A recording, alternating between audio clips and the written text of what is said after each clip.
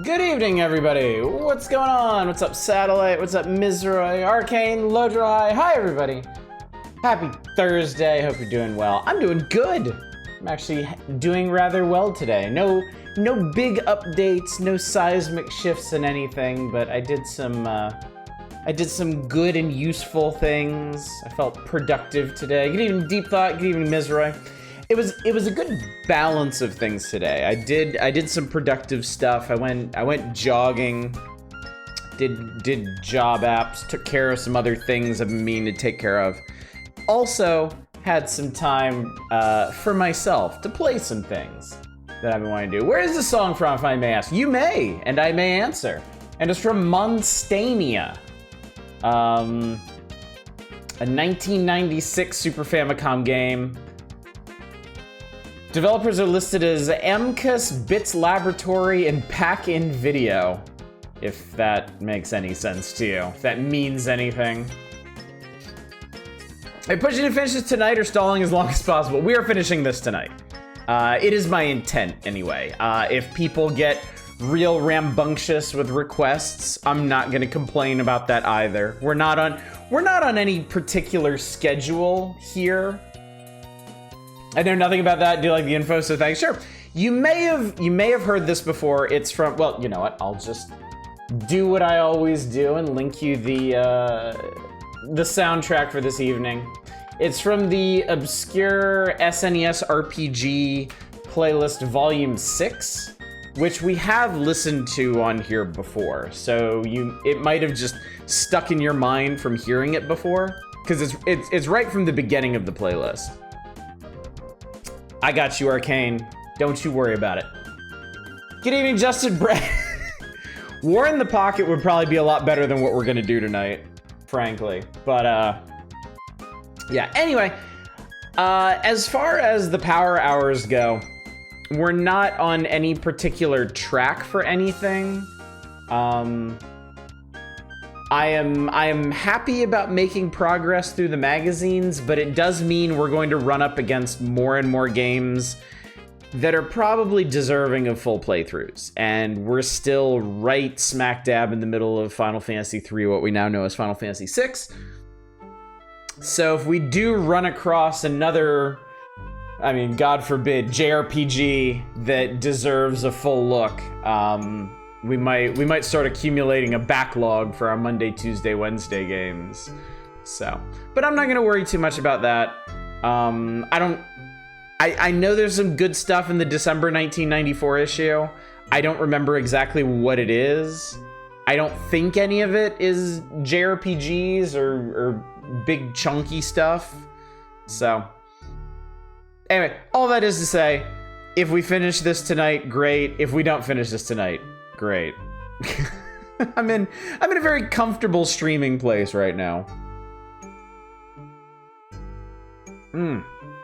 Comfortable drink place too. I'm already several in because I was making rum and cokes for me and my wife tonight, and that was lovely. And now this is lovely. This is rum punch, orange and strawberry. It's really good. I have no particular theme tonight. I'm just like free associating at the moment. I feel loose. I feel good. I feel better than I have in a while. And I can't always explain it, you know? I don't know how familiar a feeling this is to y'all, but every day when I wake up, like I'm in a different place mentally. Like some days I wake up and I'm like, oh, today's gonna be a bad day. Oh, I'm worried about this and this and this and other days I wake up and I'm like, everything is great. Everything is wonderful. And yeah, to a degree, it certainly tracks with what's going on. I definitely feel a lot better about my wife's car being functional now, but haven't really made any progress on any of the other crises in my life at the moment, and yet feel really good right now. It must be. Good evening. You know, 11,186 milliseconds.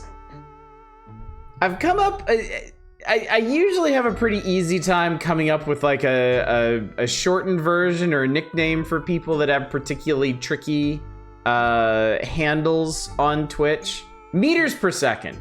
Meters per second.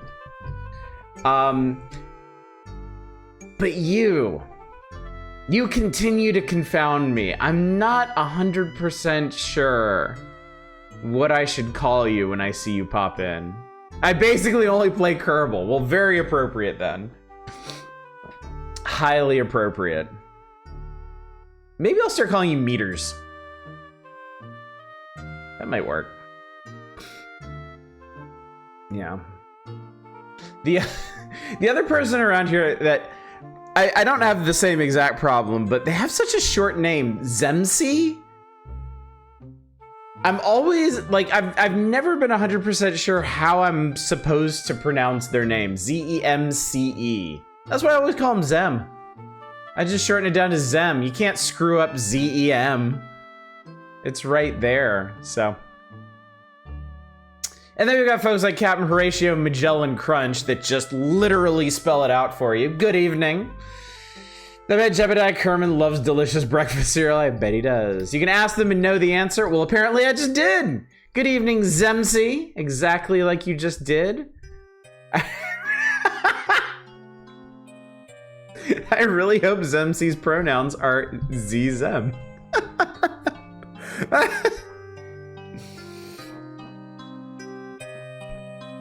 May I ask what Zemcy means? That's a good question. That's a good question. You know, chat, if anybody has been curious about anybody else's handle, or if you're just dying to share, I think tonight's the night. I think it's a good time for it. I'm gonna remind y'all real quick why this channel is called Gold Plated Games, because I'm a giant nerd, very proud of this one in particular. I'm Oddish. Family name is Oddish. AU is the elemental symbol for gold, and dish is another word for plate. So all dish, gold plated. The onion Pokemon. Zemcy sounds like the soda your uncle brings to the barbecue and has labels that aren't in English and no one knows where he gets it. Still surprised how well you adjusted my nickname. Most US streamers utter something and don't know what to do. You just went for it pretty close to what it sounds like in German. Well, I'm glad to hear that. Thank you. I don't know if it makes a huge. I don't know if it makes a huge difference. I have had several German friends in my life, and I've heard a lot of German around them, so it makes me not so anxious about trying to pronounce German words, I think. I thought it was goldish. I didn't know it was the dish plated connection. I'm less impressed now. Damn it! I ruined it. I had everyone going and then just blew it. That's it. That's terrible, Captain. That's terrible. Real talk, if you can find Chinoto soda, probably says Brio on the label. You gotta try it, really. Anton Mizra is the Dark Lord of Saragne? Sarain? In Ravenloft, the Gothic horror setting for D&D. I forgot why I chose the Zombie Lord as my handle and not someone else, though.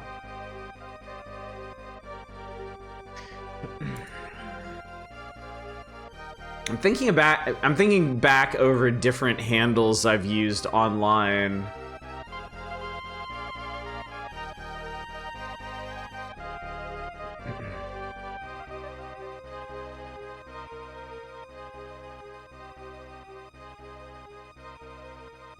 I'm having trouble remembering what my original handle was on Something Awful. Because years and years and years ago, when I actually posted there and not just in the live streaming thread, I posted in one of the change your like random change your username threads, And they changed my name to Too Shy Guy, which I thought was really funny. So I've kept that for ages. My username is because I found out about the word arcane in the first Diablo game and loved the way it sounded as a kid. Still do. Tradition isn't really that important, guys. It sounds like the old like arcane does. It does, and I like it. I like it. It sounds austere and not in the spend no money and ruin your economy way. Like the impressive kind of austere. It's always the best soda except that one flavor you save, that flavor for blind taste test. Or the finale miniseries of G1, they introduced all the headmasters and 10 other characters too. Oh, Transformers stuff, yeah. I think I see why Takara didn't air this. There's so many characters, not even great advertisement for some of them. It's definitely possible to overdo it, isn't it? When you're trying to push toy sales and you've got just like a giant spread of characters. There's a profanity username accused. I'm trying to remember. What would I have used?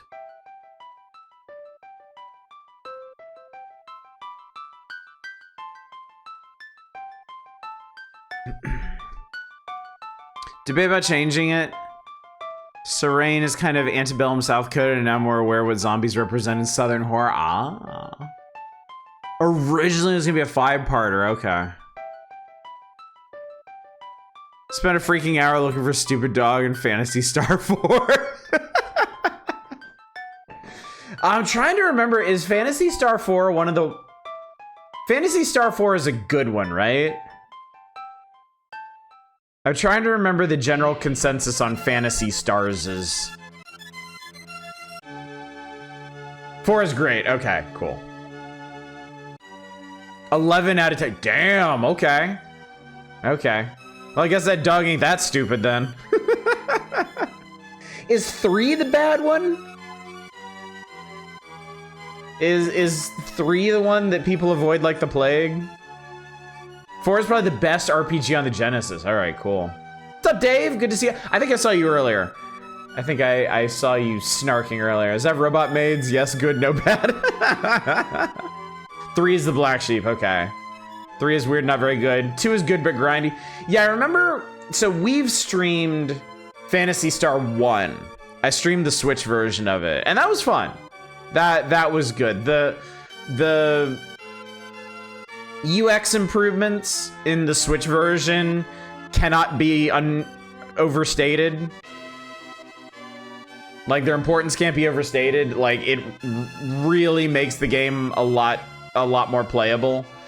There are only a few little spots in it that I complained about.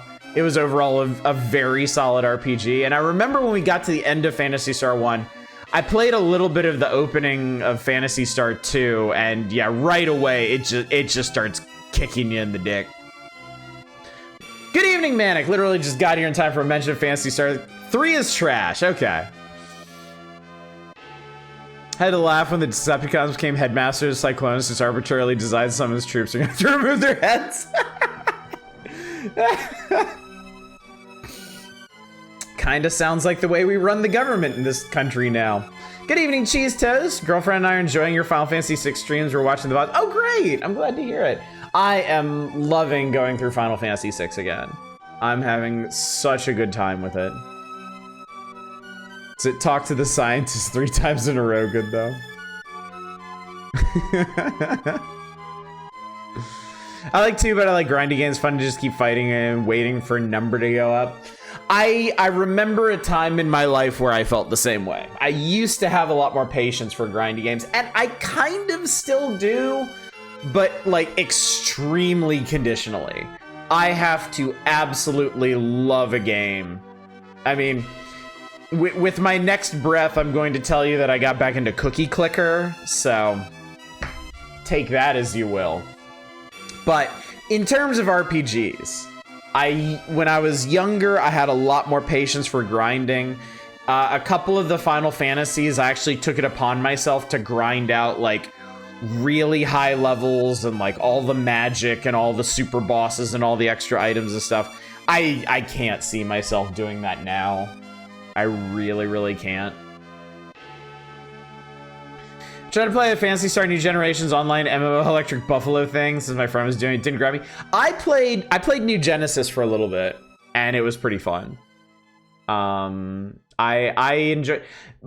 My problem was I had never played any of the previous Phantasy Star Online games, and then I jumped in with New Genesis when it came out, and it was fun for like 4 hours, and then there was just no more content.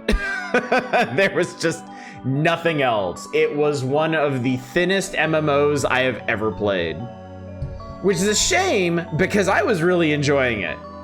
But yeah, I ran out of things to do in like 2 nights, and I was like, guess I'm done. Good evening, Shadows. Good to see you.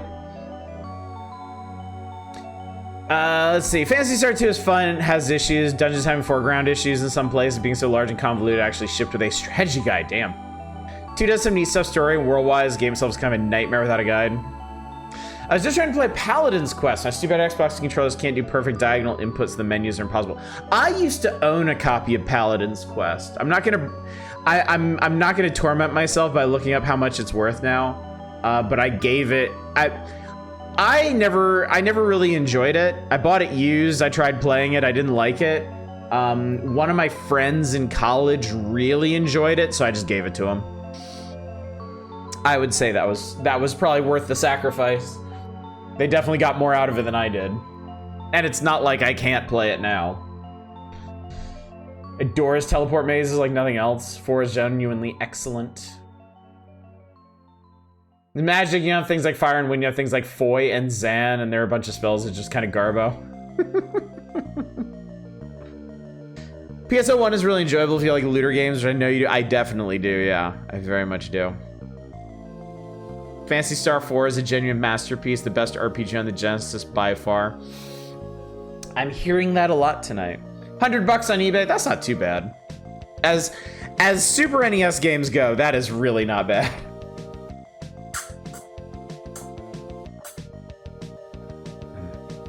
I'm this robot's head now. Don't think about what they're doing when I'm not being their head. Phantasy Star 2 has a major holy shit moment. Ooh. Just add some links for English patches for import nights. Ooh, thank you, Arcane. Yeah, don't forget about that, chat. It's not an official thing. I haven't scheduled anything. I'm not even promising anything.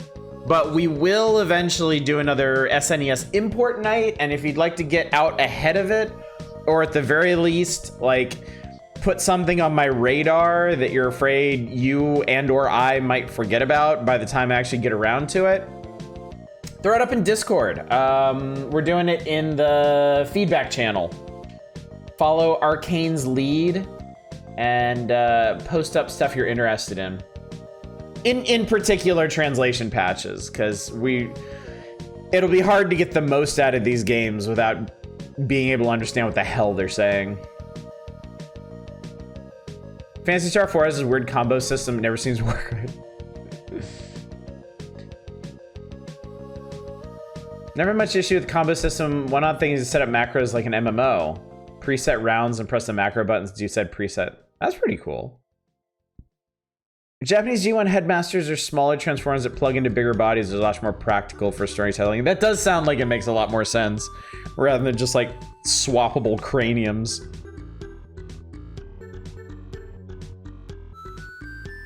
Phantasy Star 2 has a bunch of holy shit moments. There's one that I don't think you've ever seen of its contemporaries do. Especially for a 1989 JRPG, it goes places.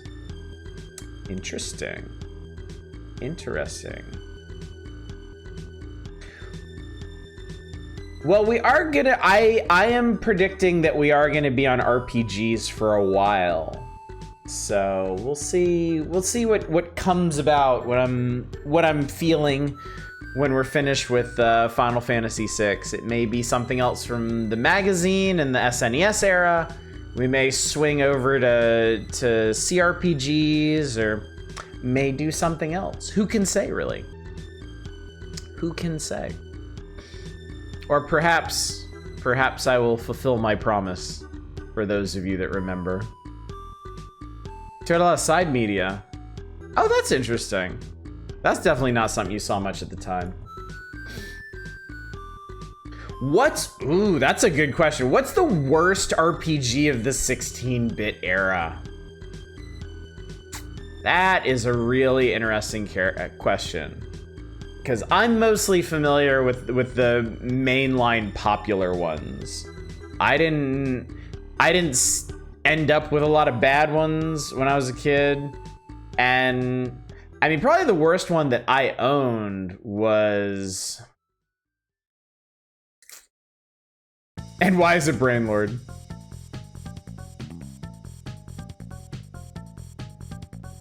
I mean, honestly, like the worst one for me that I owned was probably Paladin's Quest, and it wasn't even that bad. Big Famous Kusoge, I know, are 8 and 32 bits, so...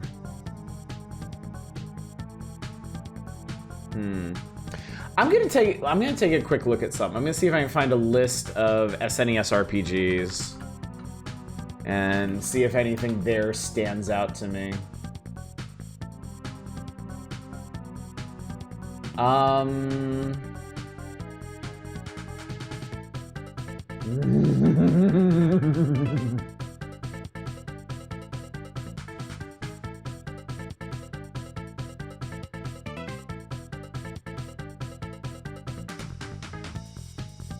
right, so this is an alphabetical list. Arcana. I think Arcana is pretty good. It's pretty unique, it's pretty interesting, it's just really grindy. Brainlord, I don't think is bad, it's just kind of nothing. Brandish, I don't really know. Breath of Fire is fine. Chrono Trigger is not in this conversation. Draken. I think my early vote might go to Draken. Not Dragon View. Dragon View is infinitely more playable. Dungeon Master... I don't feel like Dungeon Master is bad. Dungeon Master is just crunchy. Hang on, let me rearrange this so I can see chat while I go through this. Oh, I could just throw it over here because you can't. Never mind. Don't worry about it. Lagoon really an RPG. I always thought it was more of an action game. It's fuzzy. It's really fuzzy. I mean, they were still calling a lot, like even Nintendo Power was still calling a lot of these like adventure games at the time. Earthbound is not in this conversation. Eye of the Beholder. I don't think... I'm trying... Did we try that one? I don't even remember. Not throwing Final Fantasies or Illusion of Gaia in here. I don't really know Nindo Way of the Ninja. Oh, The Lord of the Rings! The Lord of the Rings was pretty bad. Lagoon was super boring. Alright, this list has the Legend of Zelda Link to the Past on here, so this is definitely kind of fuzzy. I don't think the Lufias are in the running here. There's a Might and... Did we try the Might and Magic game on Super NES? I don't think we did. Paladin's Quest, I'm not a fan of. Robotrek is neat. Secret of the Stars. I don't remember that one. Seventh Saga. Seventh Saga.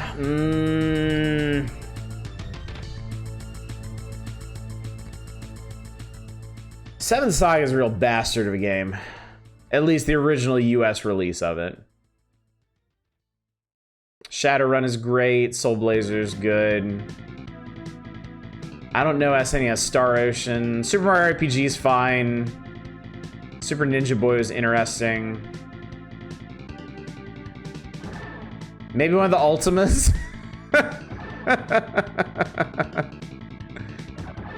and then this list dives into like Japanese only stuff, so. Ultima 7's SNES port could be a contender. Seven Saga is definitely a contender. Seven Saga was that Mode 7 one. Seven Saga is the one where you're basically playing solo for most of the game, and when you're walking around on the world map and you get attacked, it zooms down to the world map in Mode 7, and you fight the enemies there on the world map. It has a really neat presentation and a pretty good hook for the story, but it is agony to play. Japan Metal Gear 1 was called an espionage RPG. In Japan, they called Shining Force a tactical battle story.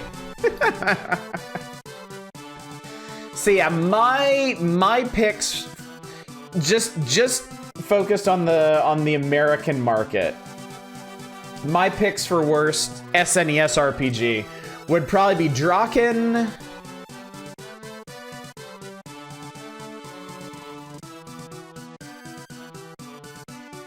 From personal experience, Draken or Seventh Saga.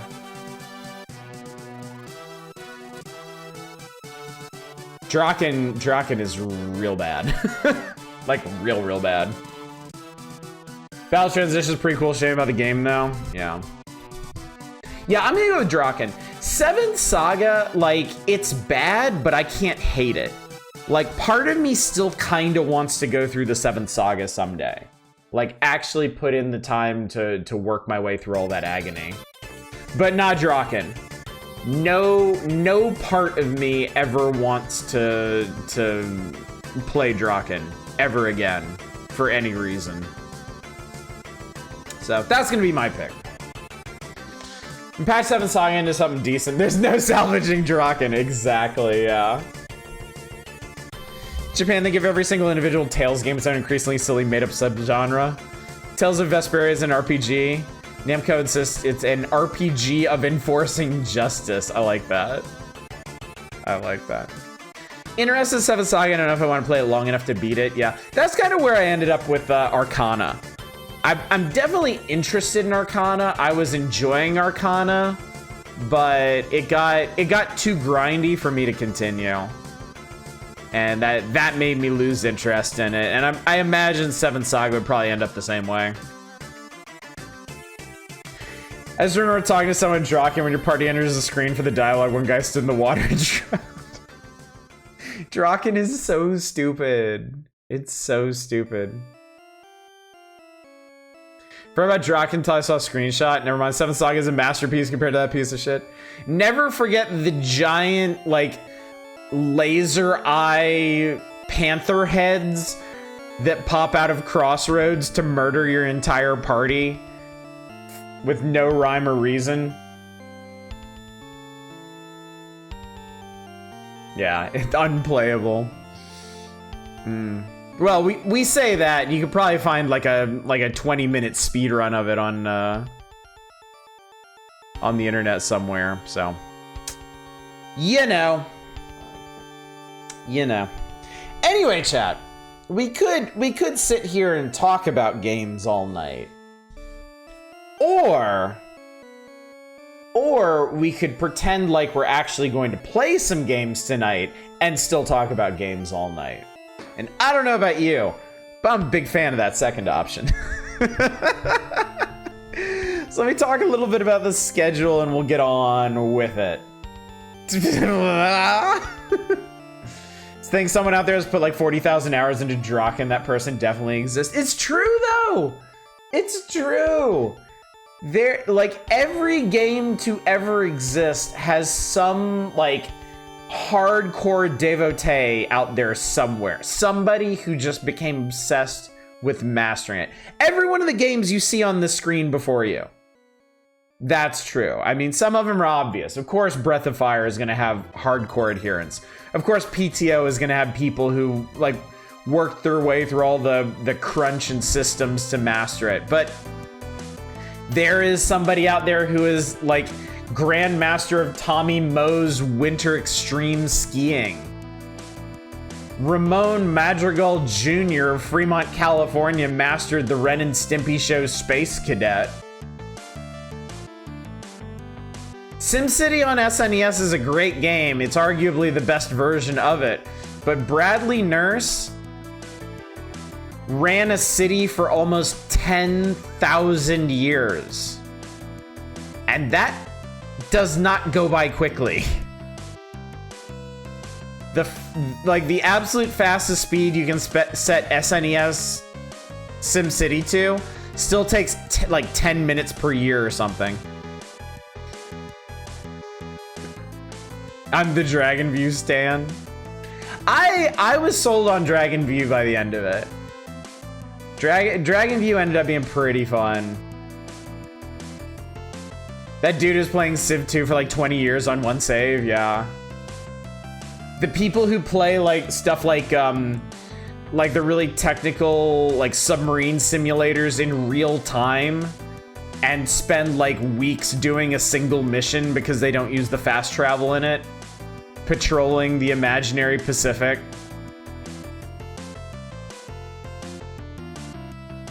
I mean, Sean Hammond and Glenn Goodman spent the time to make $100,000 in NES Monopoly.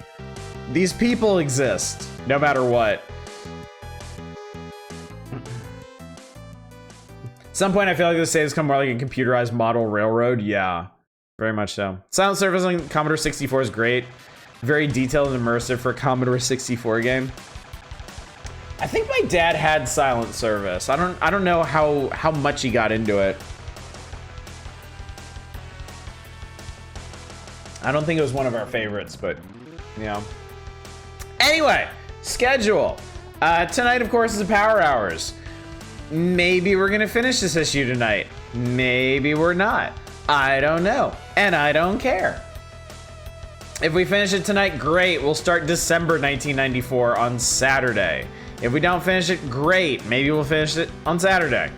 Between now and Saturday, though, lies Friday. And this Friday, tomorrow night, is the February Community Night. Y'all have elected to have us do games of chaos and destruction and mayhem. So definitely tune in for that, because that's going to be a good time. There'll be no stream on Sunday, because I'll stream on Sunday. And then Mondays, we're back with Final Fantasy VI. If you don't know anything about Final Fantasy VI, and you have been enjoying the playthrough, I strongly encourage you not to miss Monday. There is a high likelihood that it will be extremely eventful. And if you know what I'm talking about, shut the hell up, because I don't want any spoilers for the folks that don't know what to expect. I was going to make a virtual model railroad in SimCity. That'd be cool. That'd be cool. I do really like games that let you, like, they really kind of capture the same feeling of building like a model table or something. Were we not spoiling Final Fantasy VI? Don't say anything about Final Fantasy VI, because we're getting to some things that happen. And I'm very excited about these things and sharing things and whatnot, so. But yeah, we're coming to about the halfway point of the game, just so you know. So it's a big game. We're on track to spend at least 40 hours in it. So, but it's time well spent. I don't think I have to reassure you of that. It's a very good game. It's very, very fun. So, but that's not what we're doing tonight. Tonight, we're doing everything else. Everything else that is in Volume 66 of Nintendo Power. And I promised you last time, we ended on the Power Players Challenge. We did play some SimCity just to round out the evening, but I told you we would come back here and hang out if there was anything y'all wanted to request, so now is that chance. The actual challenges for this month that Nintendo Power listed were Breath of Fire. How quickly can you build your main character up to level 50? F1 RC 2, best practice mode time on this track. PTO, how quickly can you win the war? Tommy Moe's Winter Extreme Skiing was your best time on the snowboarding downhill run. Tetris 2, best score. Didn't even specify a mode, just best score. Troy Aikman, NFL football, widest margin of victory in a one-player game. And the Super Power Club Challenge, the one that will actually win you stuff. A Hearty and Hale $4 worth of credit towards Nintendo Power merch. In Danky Kang, was your highest total number of 1-ups you can collect in the game? I would say we're a contender for this one. I think we're up to like 80 some 1-ups or something in our playthrough. And then the records from last time, Ren and Stimpy Show, Space Cadet, nobody cares because that game is garbage. SimCity, I didn't realize this last time, but SimCity actually had multiple challenges for it. Highest population. The winner got over 600,000, which is an accomplishment. The largest city you can build is a megalopolis, and it requires 500,000 people, and that is not easy to do. And if I remember correctly, on some maps is actually mathematically impossible. Like, I'm not sure you can actually get 500,000 people on the island maps in SimCity. Final Fantasy. Oldest city is just absolute fucking nonsense, because like I said, this guy let his game run for okay, actually not that long, because you start in 1900. So this guy let his game run for over 9,000 years, or 8,000 years. God, I am bad at math. I'm not the math guy, chat. I'm the stream guy and the word guy, and I'm not even that good at that. SimCity Final Fantasy. I'm slightly surprised it hasn't happened. I wish it had. I wish it had, man. There's so many different ways you could go with that. Like imagine a SimCity style city builder where you could build stuff like Midgar. That would be so badass. Or the big fancy city from Final Fantasy VIII. That'd be super, super cool. SimCity, or what we now know as Final Fantasy VI. Good evening, F-Zero Racer. Yeah, definitely potential. But yeah, dude left his city running for 8,000 years. Quickest time to Megalopolis, these people just straight cheated. Because you start in January of 1900, and Dave Small somehow got 500,000 people in his city in 9 months.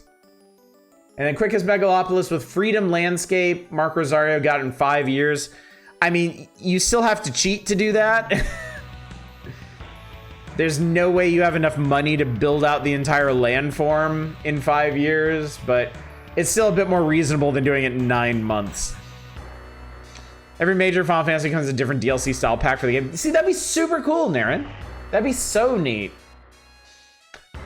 Oh my god, I totally forgot about Game Genie, yeah. They probably Game Genied that shit. Tecmo Super Bowl 99 to nothing. Sure, okay. Disney's Aladdin most red gems collected. Kind of makes me curious how many red gems there are in the game. Like, are there 70? DuckTales most money collected, Monopoly most money won, and golf best scores. All pretty bog standard. All pretty baseline, so. So there has been a request off of this page that I'm going to indulge right now, and you can probably guess which one it is. Can you guess which one it is, chat? Because it came in right at the beginning of the evening. Is it Monopoly? No, thank Christ. Satellite knows what it is. Satellite's got the inside track on this one. We're saying it's SAS JRPG. Tonkin House's output was pretty shit. Their version of Ys 4 is frustrating to play. Huh. Interesting.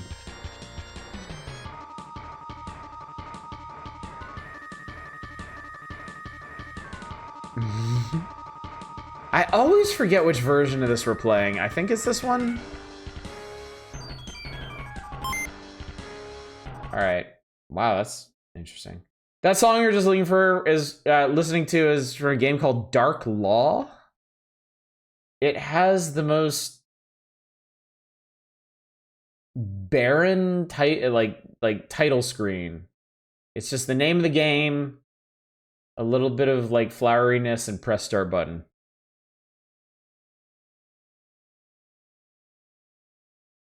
Anyway, Danky Kangs.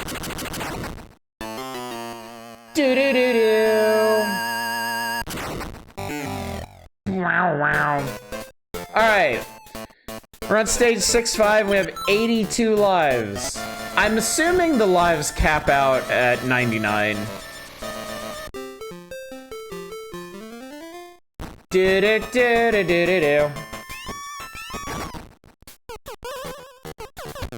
Oh god. Oh, interesting.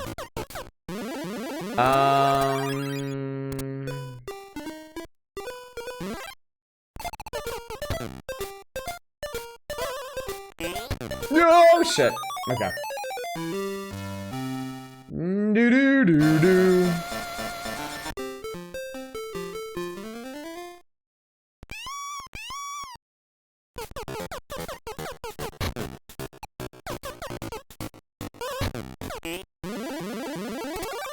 Kinda actually didn't mean to do that, but whatever.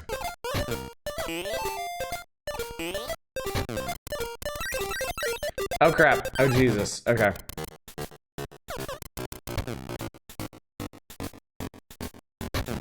That's right, this stupid map has false doors.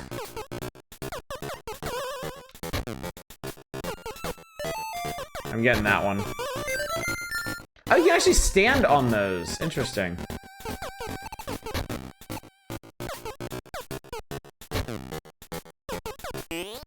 No, no, no, no, no, no, no, no, we don't need that. End Eve alert, chat, hit the deck!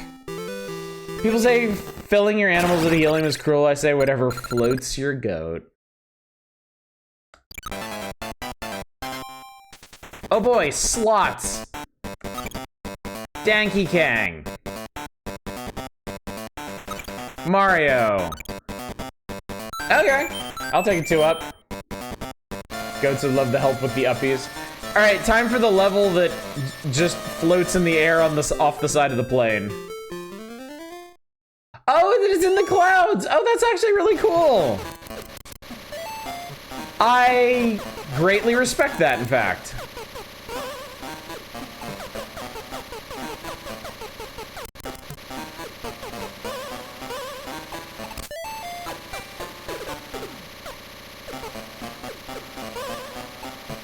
Oh god. Oh, the stupid platforms. I hate you.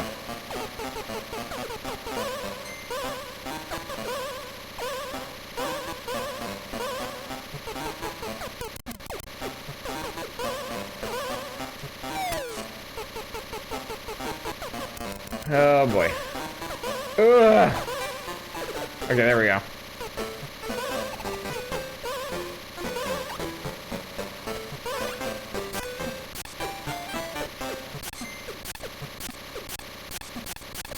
Whee! Oh my god.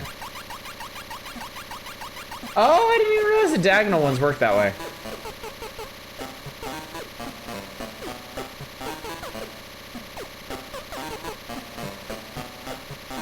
I'm sorry, what?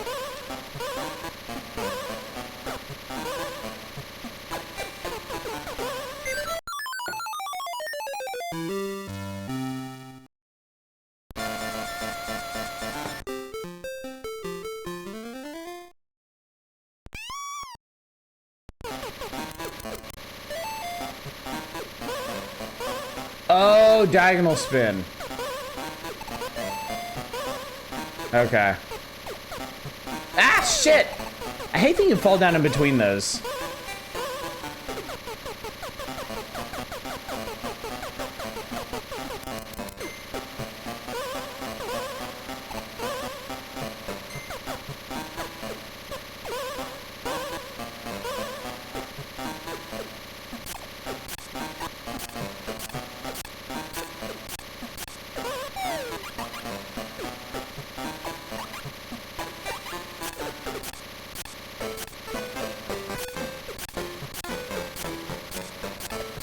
Okay, that's what you gotta do. Okay.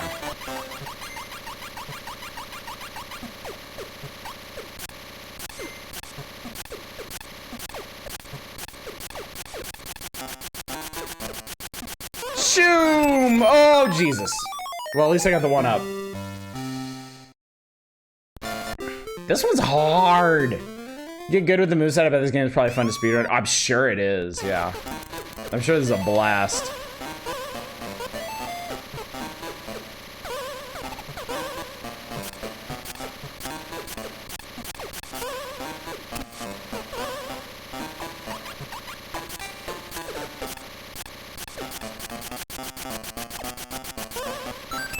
There we go.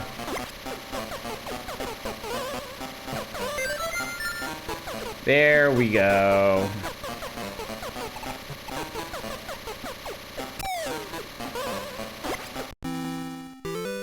Okay. Easy when you actually know the mechanics. I think the clouds passing by in the background or foreground are not actually solid.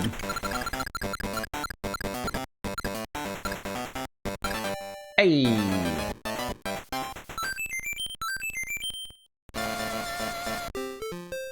Do.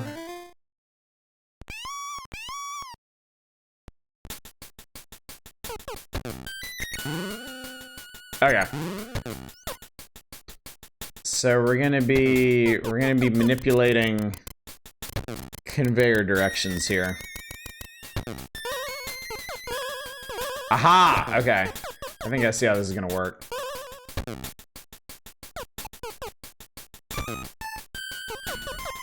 Boy, this one's gonna be a pain in the ass.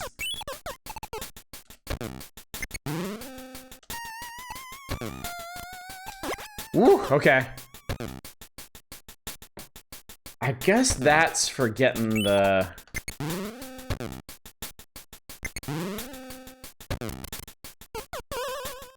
Okay, cool.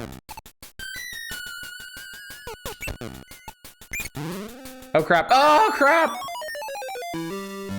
I want to get on top of the key. Okay, I get it. I get it.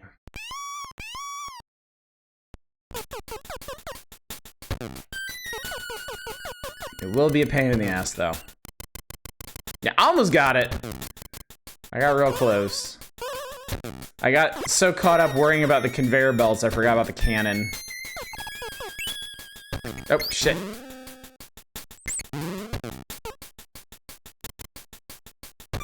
Okay. Let's set this up a bit better.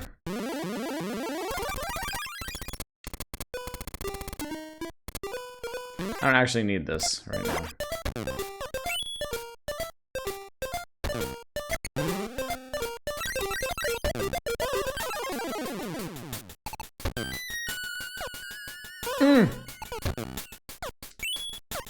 Shit. Okay. All right, I'm gonna give this a second to do its thing. Okay. All right, we need this to get down.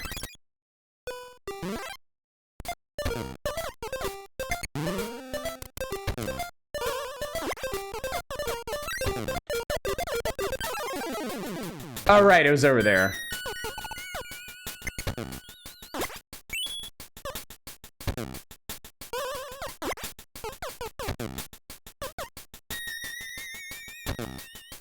What the fuck? Which one was it?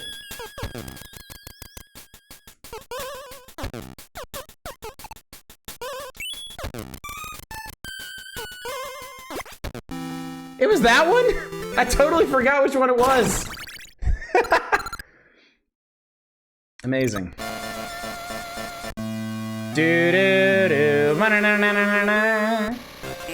Oh, Jesus. Oh, God. Oh, my Lord. Oh, God.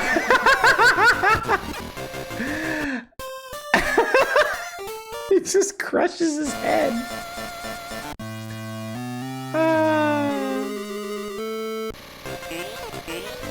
Donkey Kong's like, that's not how this one works. Mario, you oh, I'm an idiot. Oh, God. Oh.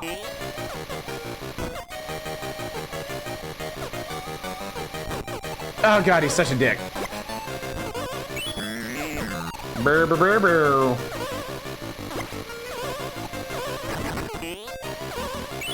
Ah! Ah! Ah!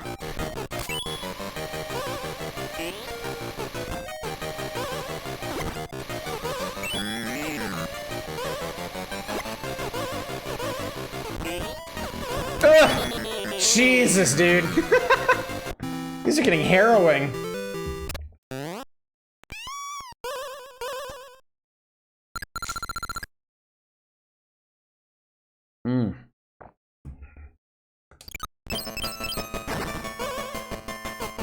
Get the hell back here! Oh no. Can't believe you made it through that. I know. Absolute comedy of errors. Up to 88 lives, damn.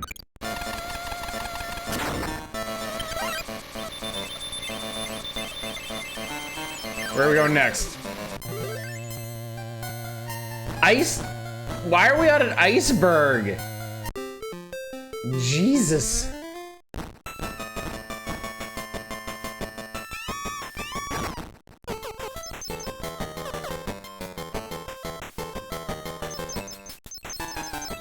These guys are interesting. I think your conflict brought down the plane.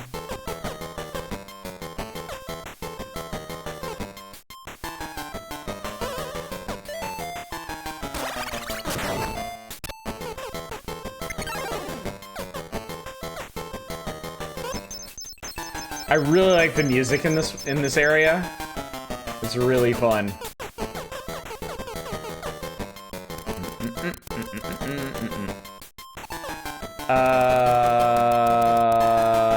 Nuts.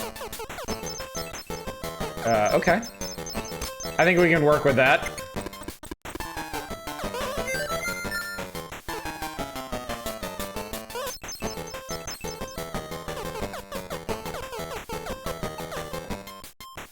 Maybe.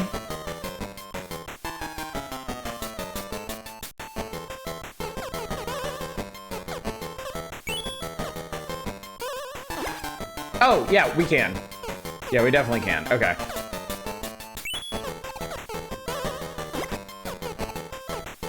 Damn it! I keep putting this in the wrong spot.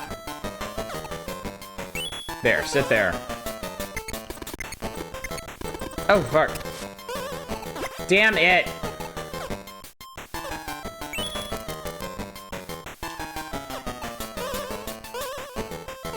Yeah!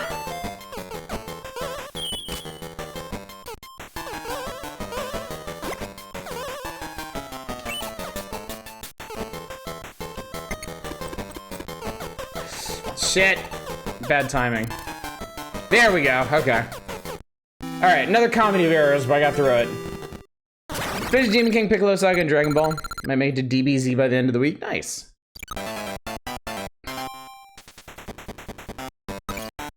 Fire. Hat. Hat. Bleh. I just noticed there's a combination on the slot machine marked with question marks. Curious about, oh god, ice. Ice physics time.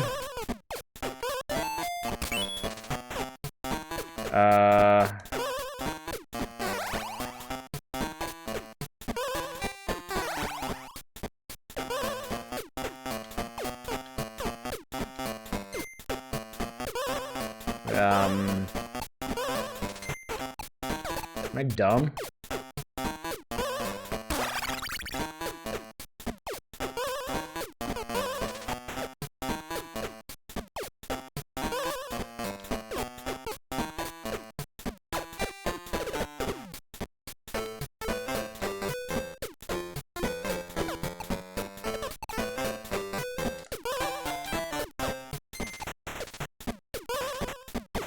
I'm trying like every combination of buttons I know.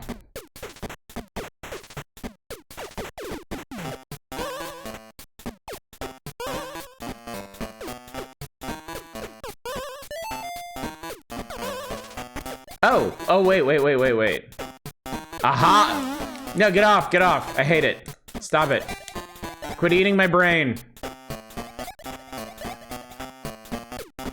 Thank you. What the hell, man?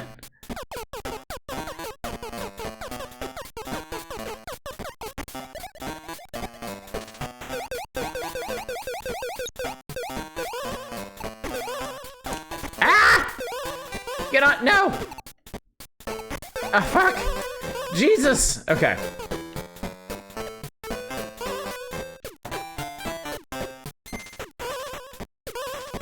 Sorry, bud, I'm in a hurry.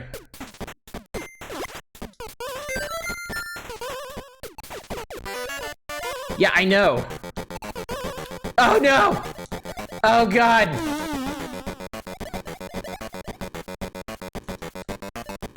Okay, I hate this guy.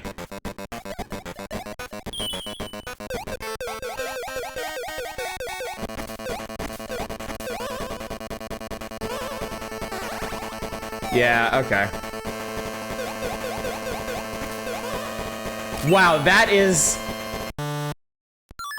like the most intense run out of time music. Like, holy crap.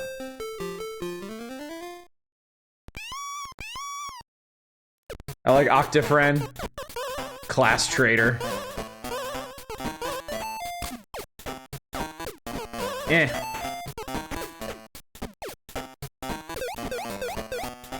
There's a firefly when you need it. I need something for this guy.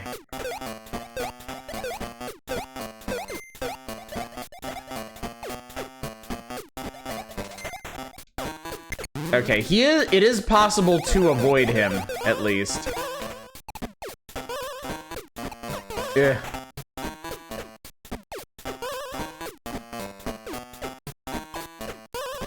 Second only to Sonic drowning. I'm gonna be straight with you. I think that's more intense. I think the music in this one is more intense than Sonic drowning. No! Alright. Oh my god, this one is so touchy.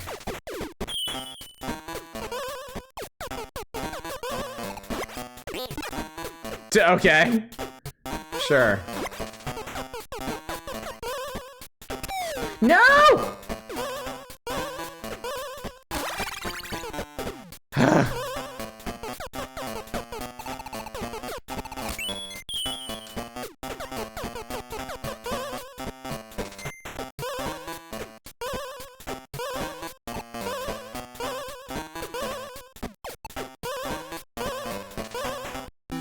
What a struggle.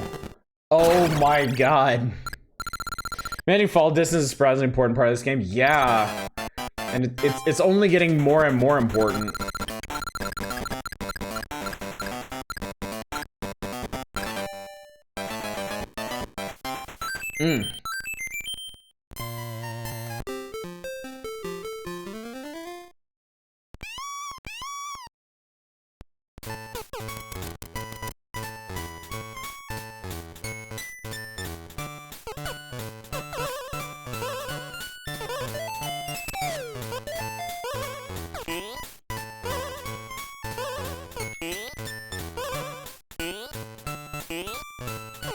There we go.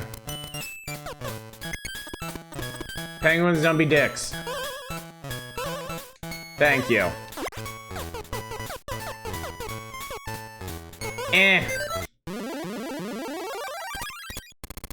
I didn't even mean to do that, but okay. No, okay. That wasn't supposed to happen.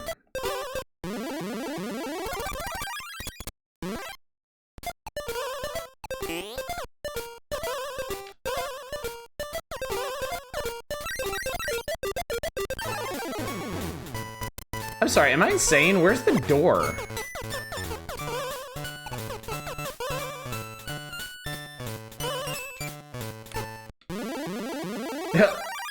Wait, where's the door?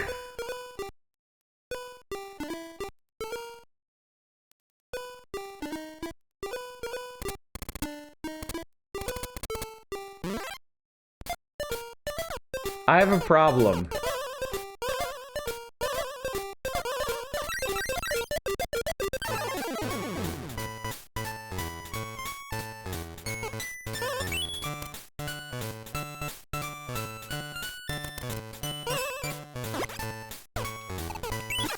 Sorry, penguins. I need you out of the way.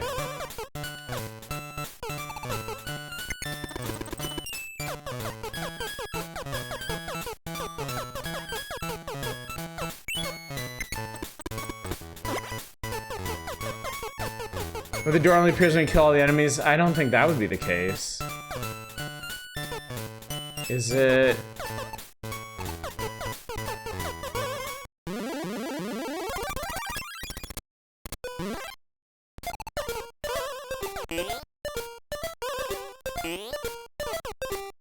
I'm so confused.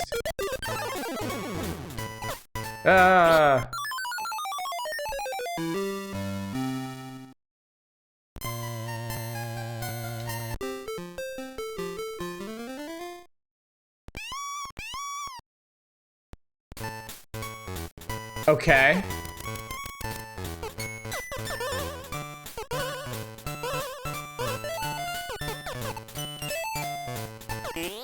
Okay, so it's under me right now. Door is hide.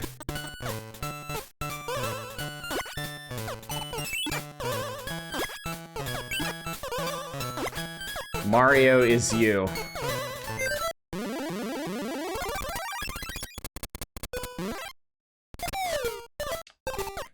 See, like, exact same thing I did last time. Amazingly. Door is hide, so penguin is murder.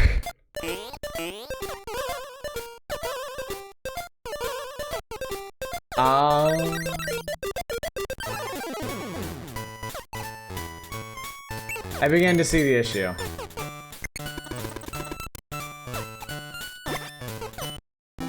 Wow, what a little bastard of a level that was.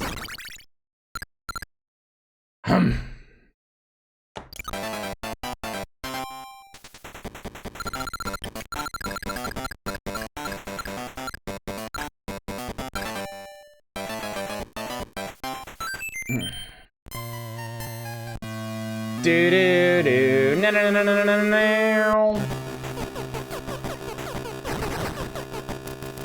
Yeah, the game did give me the help, and it just didn't register at first that it was somewhere I couldn't see. Yeah, okay.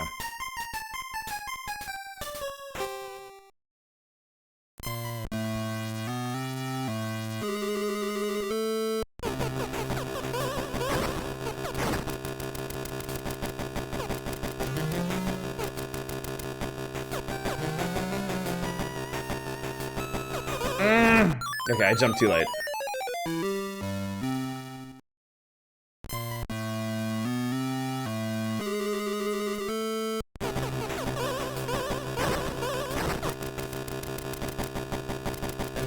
I guess I don't have to go all the way up there, huh?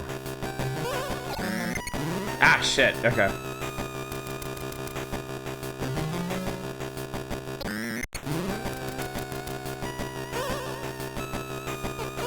Oh god, oh, okay.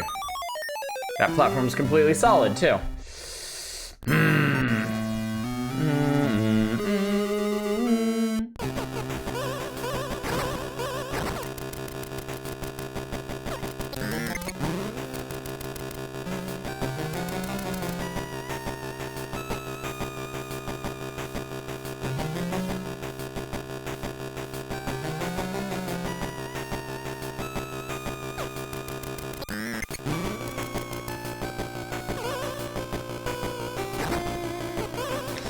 Okay.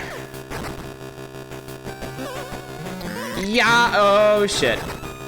Oh, yes. Okay, yes. Yes. Good. Excellent.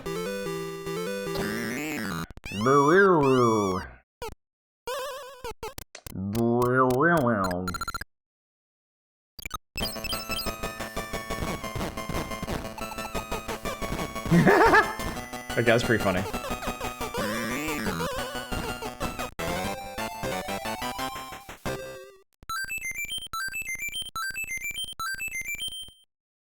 Got that last one by 3 seconds.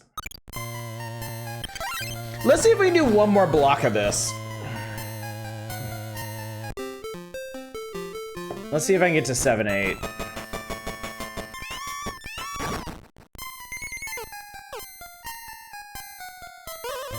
Okay, so there's...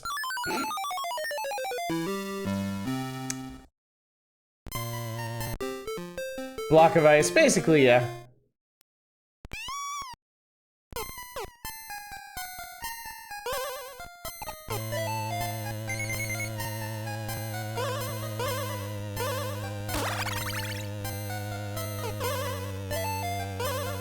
Oh, shit.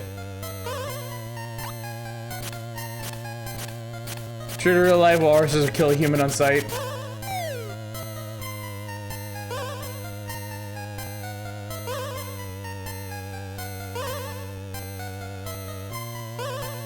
Oh, I think I could have made this. I could have made that last one. Okay. Pretty gentle introduction to icicles. I appreciate that they tend to do a relatively easy level the first time they introduce a new mechanic.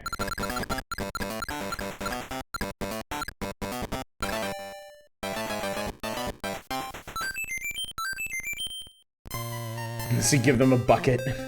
Bribe many an animal that way. Yeah, yeah.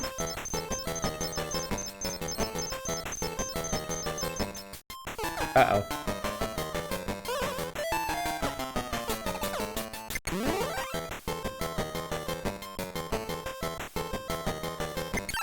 Okay, but that's not what I wanted.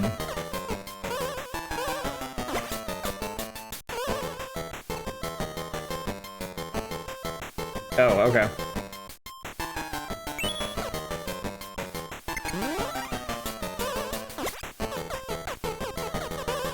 Actually, fuck the key. We're gonna have to... Or maybe don't. Alright, I think I gotta do that.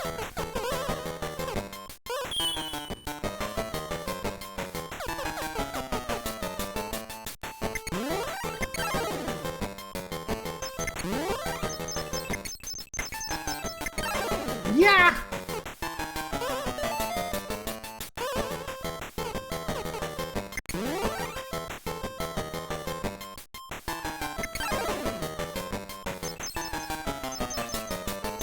Much better. Whoop. Actually, we're just gonna have to make do and see what they've accomplished up there. Yikes.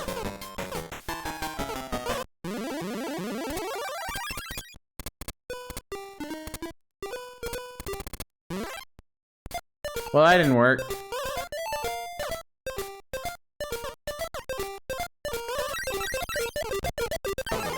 Okay, well, I can fix this. I can do this. Please don't kill my jump momentum. Please. Okay, thank you. Thank you.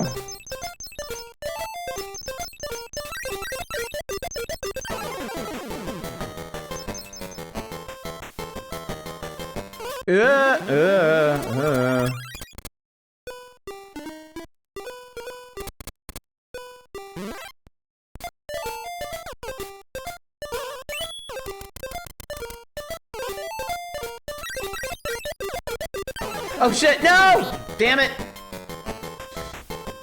I wanted to get the umbrella.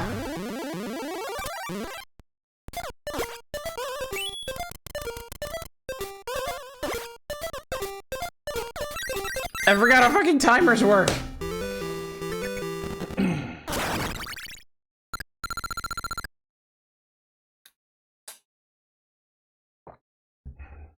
The greed. I got greedy, chat. Yeah, I'm shocked it worked out too. By all accounts, I should be dead. 93 lives.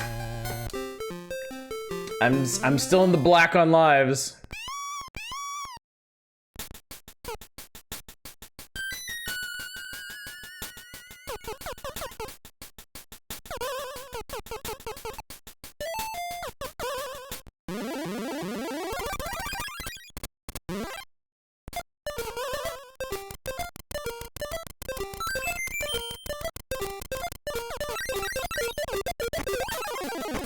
What the hell are we doing down here?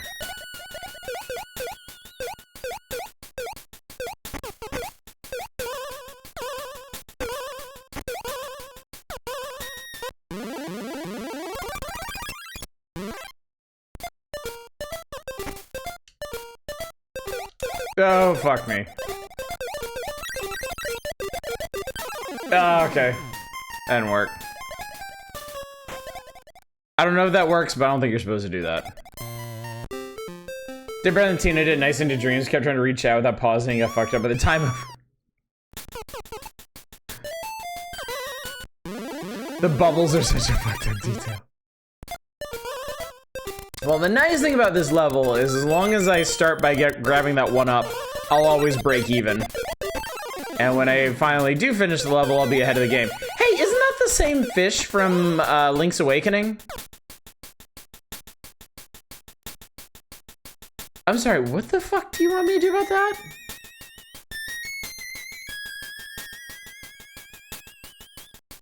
Like...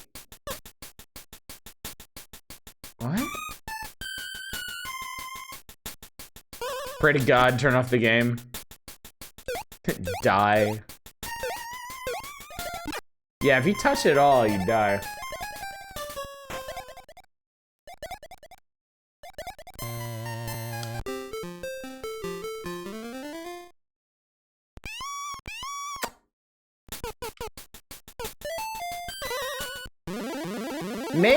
Maybe it got something to do with this. Squish him with the key. I can't throw the key underwater. I'm curious. Okay, yeah, you can't put that underwater.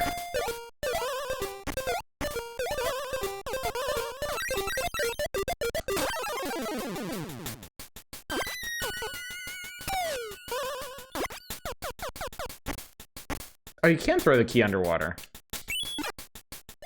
Well. Oh, but you can't. Okay.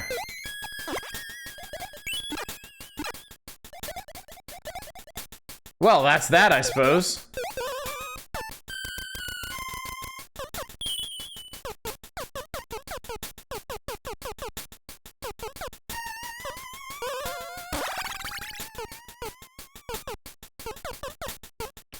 Now, the big question is, how the hell am I supposed to do this fast enough?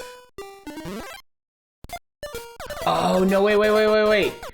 Each individual one of these extends the timer. They're not sequential, they're all connected. Ah, God damn it.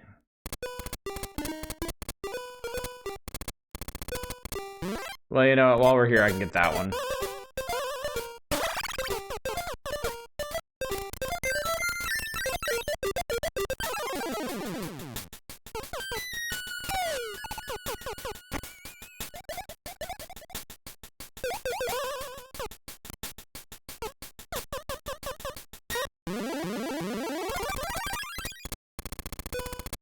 Okay, this time we can start from that side, which will give me more time.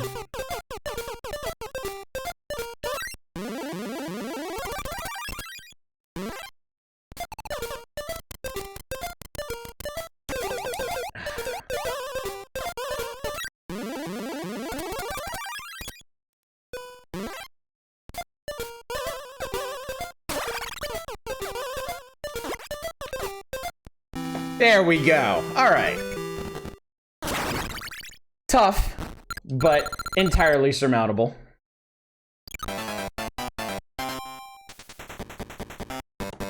Hat.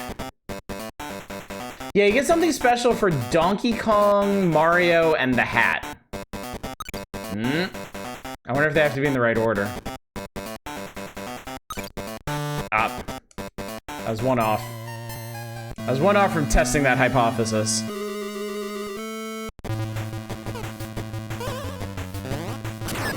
Oh, that's... Oh, okay. Okay.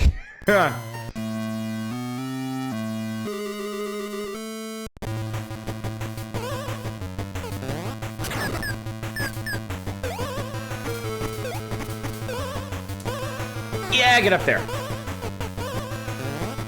Oh, fucker.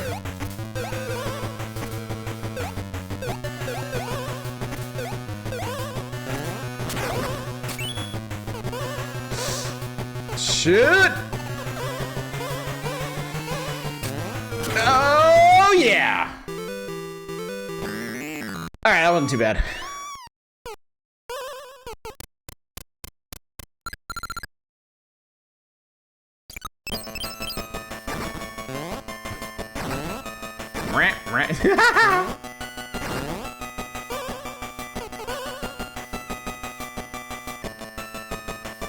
Bye, Mario.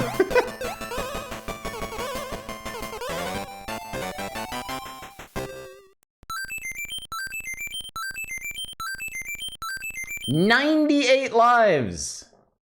I guess it... I think it caps out at 99. I think it does. They've got space for 3 digits, but it wouldn't be symmetrical. I don't know. I get the feeling we will find out. Okay. We did good. We dankied all of our Kangs tonight. How far will DK's lust take him? How much will DK sacrifice in the name of horniness? People have sacrificed far more than that. Frankly. Alright, so that was the obligatory Donkey Kong 94 request, but we do have another one. If I can squeeze this all in here, Jesus. Actually, this is a copy paste job, I think.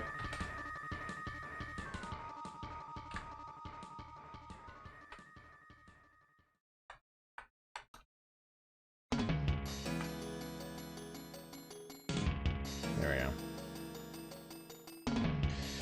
All right.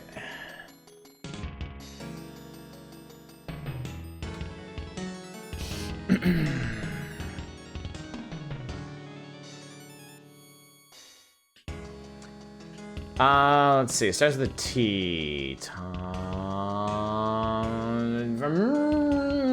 is what I'm thinking of. We have played this before, and it's we won't be playing it long.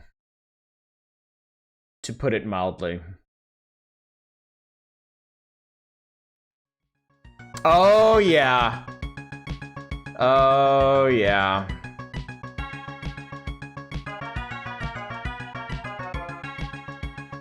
Some of the most ambitious mode 7ing you've ever seen, ruined by the fact that they just made everything white with no contrast. Okay, that's enough of this.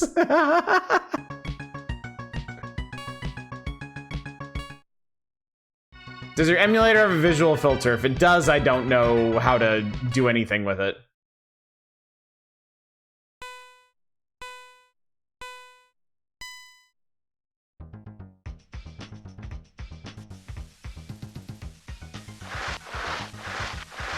I will say, I wish I could snowboard like this.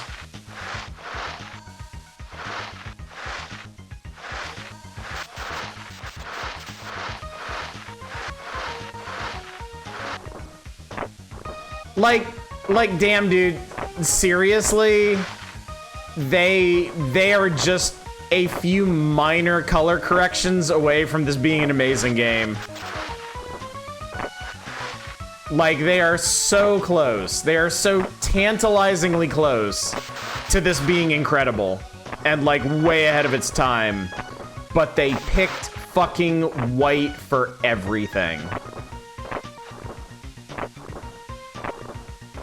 Kinda hate the way this moves. Oh my god! Alright, we're dead. We're not actually dead, but I don't want to kill anybody with how horribly that thing moves. Oh, that is heartbreaking. I do wonder if this looks vastly different on CRT. If anything, it should be worse. It should be worse on a CRT. Because CRTs blend everything together. So the contrast of the actual identifiable features on the slope would be even harder to make out.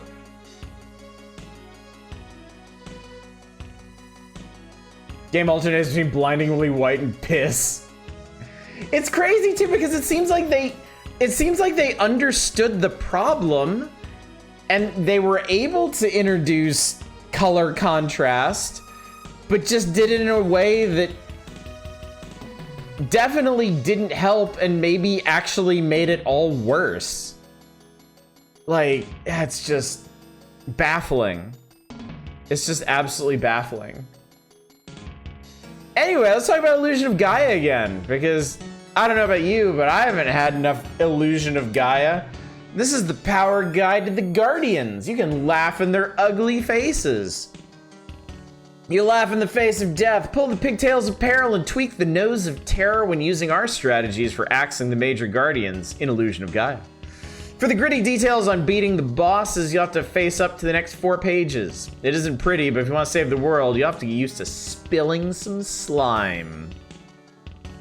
This is very 1994, yes. And move on to do an exclusion of Gaia. Okay, so what they say about this, actually. All right, the big red guy is Castoff. Which is an interesting name. Dodging claws is job 1, dodging the fire shots is job 2. Freedom can run around to the back where beams won't reach you as easily. Concentrate on one paw, then the other, then go for his ugly mug. When attacking, really lay into the guy with repeated rapid sword strokes. Okay, that's basically what we did. Viper was the flying Egyptian thing. This feathered freak fires from the mouth on this narrow platform. Turns out to be one of the easiest of guardians. Just avoid his feathers. Yeah, this dude went down like super fast. And they have a little basic training inset here. Most guardians move faster than you can walk, but not faster than you can run. Get in the habit of pushing twice on the control pad to run. This is good advice. That's solid. Was there anyone in pop culture who started the radical attitude theme in the 90s? That's honestly a good question.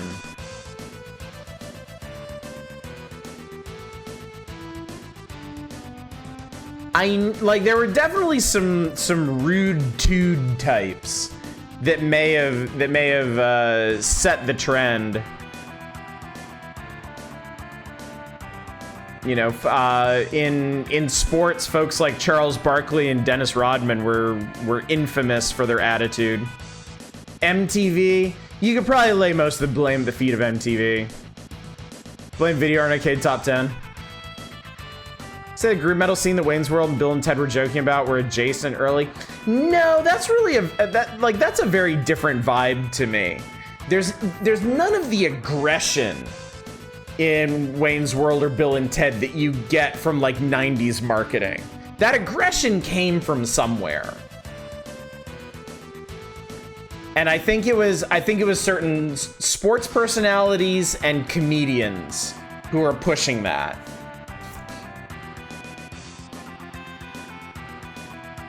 But yeah, I mean, there was a lot going on in pop culture in the 90s, and you had like a lot of different subsets like grunge and stoner culture and stuff. But in terms of marketing, like 90s extreme really took over. And it would be kind of interesting to trace the origins of that, to see if it has like discrete sources and not just like an overall attitude that was being pushed in a lot of pop culture. Cause yeah, it could have just as easily like swung over to like, you know, stoner culture. Like advertising could have been like super laid back and chill and like, hey, we're your buddy, you know? Swill a Pepsi and hang out with your friends or something. But it didn't. It didn't. Sonic the Weedhog, Chronic the Weedhog. I should know this is my comfort franchise, one of the examples of that gaming wise, yeah. Wouldn't put it past people trying for Wayne's World, being aggressive because of the layback of bad comedians and entertainers. We totally could have had that, yeah. Different world it would have been. Vampires. Vampire couple should give you a run for your money. Attack with regular shots, combine super shot. 3 super shots will end at your effort. Concentrate on one time using Dark Friar. Work your way back through Moo to find Friedan. It can be done.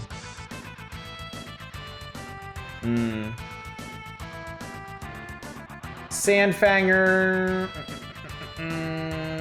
Watch for the whirlpool, stand nearby, attack repeatedly. Pretty straightforward. The Mummy Queen.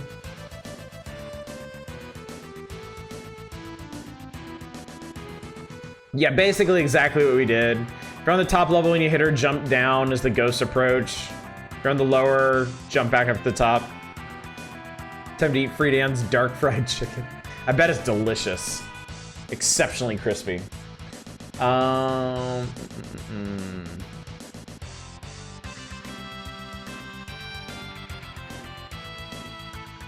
the repeat battles, they have a lot of text here, but they don't actually say much.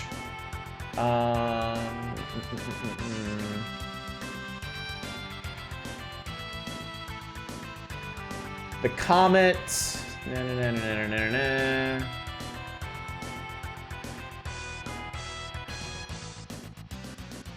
Shouldn't take any damage or quick, and then Dark Gaia.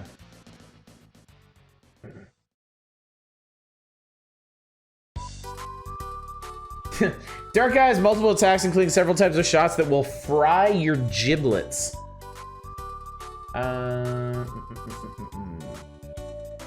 Yeah, use the aura ball to melt Shadow when the shots come toward him. If you lose, you have to start back at the comet with half power. Yeah, the end of this game was a bit harrowing, but we did manage to get through it. So, cool game overall. Very cool game overall. I'm really glad we went through it. But yeah, aha. What if Contra 3, but lesser? 80-26-36. A strange cloud appears over the Earth, and from it comes an unexpected alien attack. Earth is left in a complete ruin.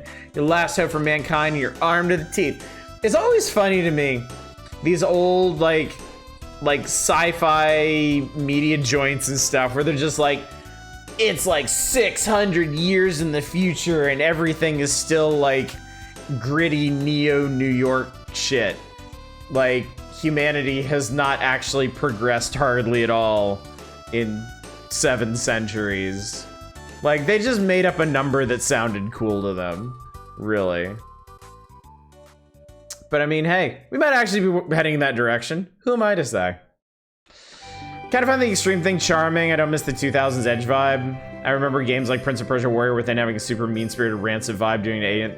Yeah, I remember I didn't play those 3D Prince of Persias until I got them on Steam, until I got the re-releases on Steam, and I played Sands of Time and I loved it. I was like super into it. I was having a great time. I don't need to tell you.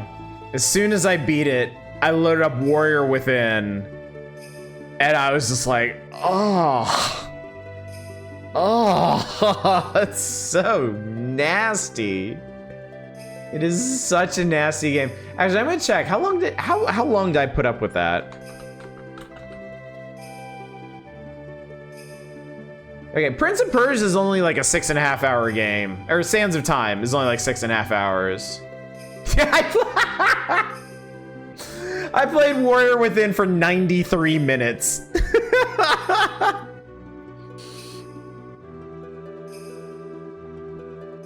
By the way, if you do take a look at Warrior Within on Steam, like, all of the community content for it is just screenshots of the lady with the metal thong up her ass. I mean, I can't say I'm surprised. I'm just disappointed.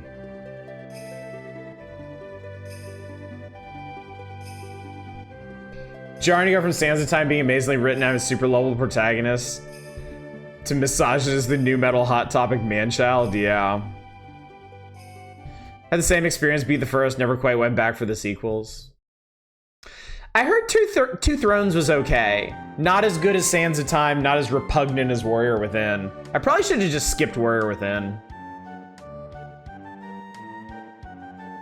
Pretty sure the prince's literal first dialogue is calling their female protagonist with a metal thong a bitch. I think you're right, yeah. I believe you are correct. Third game is better than Warrior Within, because how could it not be, and had a pretty good end. I still remember the Penny Arcade comic about that. I smolder with generic rage. Oh god, I remember that now too. Like, most of the comic is her just monologuing about how far that thing is shoved up her ass, because, I mean, her in-game model looks like she is wearing nothing at all. Just a belt that is oddly attached to her ass crack. I mean, I don't mean to like dwell on this, but for anybody who didn't play Prince of Persia Warrior Within, like, I really can't overstate how gross of a vibe that game has. Like, Shadows had it right. It is a vile, vile feeling thing.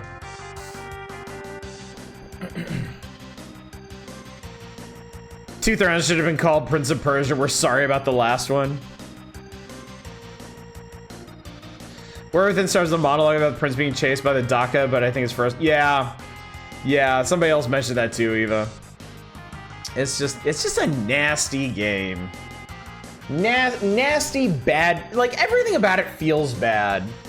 The prince is all angry and emo. The lady is like hypersexualized to a comedic degree, and like the plot is like you're running from your inevitable demise. Like, that's not fun. You could make it fun, but yeah, everything about Warrior Within is just a huge downer. The Hitman 2016 game after Absolution came out. But yeah. Stage 1, if you ever had a chance to play a Contra game, you'll be able to finish this level without much trouble. Work your way to the right, shooting anything gets in your way, avoid being hit. One hit, it's all over. Yep, that's Contra. So this is essentially the best they could do in terms of porting Contra 3 to the Game Boy. Visually, it resembles it, but yeah, just horribly scaled down. Some of the key art's pretty good for this. Like the Beast Kimcaw. They did a pretty good drawing of that. Thing I hate a lot about it, they got rid of the excellent music from the first game and replaced it with generic screamy metal guitar bass riffs. Nothing wrong with screaming metal, just completely the wrong vibe for Prince of Persia, yeah. Could have been fun, genuinely like the concept of the prince running from the inevitable, especially after Sands of Time. It was done so badly. I don't even think the concept was bad. I think they could have done a lot with it, but like, following on the heels of Sands of Time, like it would have needed to be either a more introspective game, like one that took itself more seriously in like an earnest, mature way, or one that swung like even more lighthearted to balance out the fact that the prince is running from his death itself. Played this a few times, it's relatively tough. Harder than the Super NES version?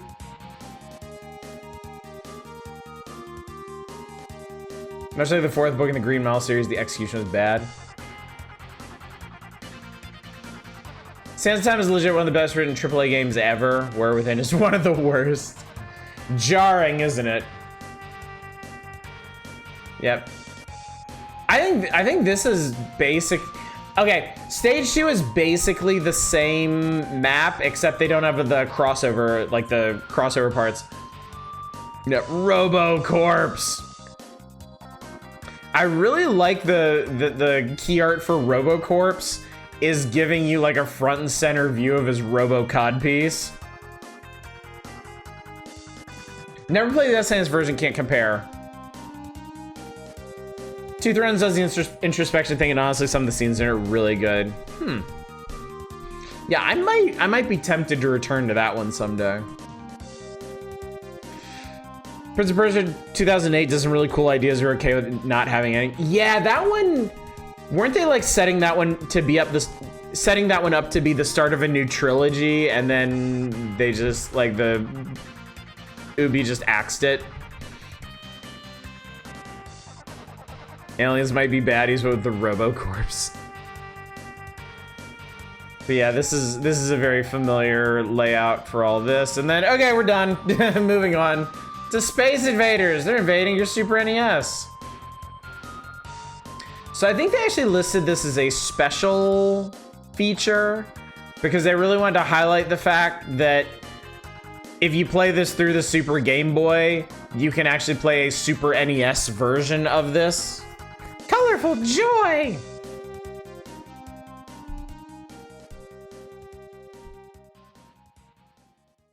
They released a DLC for 2008 that was supposed to type the ending, but I never went back to it. Doesn't help at all. That's pretty funny. It's true! There is a Super NES game hidden inside this Game Boy game pack. If you play Space Invaders with the Super Game Boy, you have the option to play the arcade version of the game. All the details of the original arcade games have been faithfully recreated with all the original colors and sounds. That's pretty cool.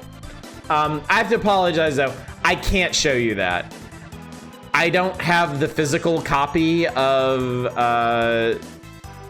Game Boy Space Invaders to plug into my actual Super Game Boy. And if there is a way to emulate the Super Game Boy emulating a Game Boy game playing a Super NES game, I don't know what it is. I don't know how you would do that. I could check if RetroArch can do it. I mean, if you want. I mean, it is still ultimately Space Invaders, so I'm not too concerned, really. Pretty sure the original colors are actually colored overlay on the monitor for the game. I mean, it's like the Super NES version looks to be exactly the same Space Invaders, just with like an actual background. They used the SNES palette, so. I mean, it's Space Invaders, chat. Space Invaders is a very important part of gaming history. Doesn't mean you have to play it. Be the first person on the planet to play Killer Instinct at home, asterisk. Okay, what is this? Or at least one of the first. Nintendo Power can't be responsible. Some filthy rich Killer Instinct crazed player camps out all night on the doorstep of the arcade wholesaler, drops a huge wad of cash to buy the game, that flies at home his own personal jet to beat you to the controls. Huh. Wow. It's my favorite. Most interesting thing about it is basically I had two ROMs on one card. And that is pretty interesting, yeah. Does Glacius have teeth or beard sickles? It's beard sickles, I think. He has beard sickles and no mouth, I believe is what's going on there. Which is weird because he doesn't have icicles coming off any other part of his body. Just his super pointy Jay Leno jaw. While your friends pump quarters into Killer Instinct at the local arcade, you'll be playing the hottest game in history in your own room. This is actually a pretty cool prize. Like, I'm not even a big Killer Instinct fan, but just having, that's exactly what I was thinking, taint sickles. Because he manscapes the rest of his body. It'd just be really cool to have an arcade cabinet, I think. Just really, really, really cool. Second prize, $25 in quarters to play Killer Instinct at your nearest arcade, and Killer Instinct power supplies. Looks like a necklace and a ball cap and a patch. Oh, Killer Instinct cap and medallion, yeah. A door-sized poster of Fulgore. Sign my ass up, chat.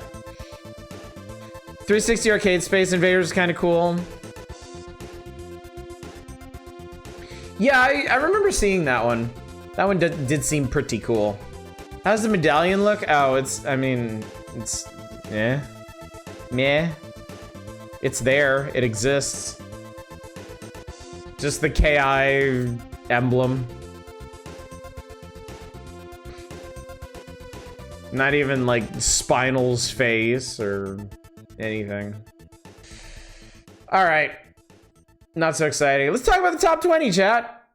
Top 20's always good for a larf.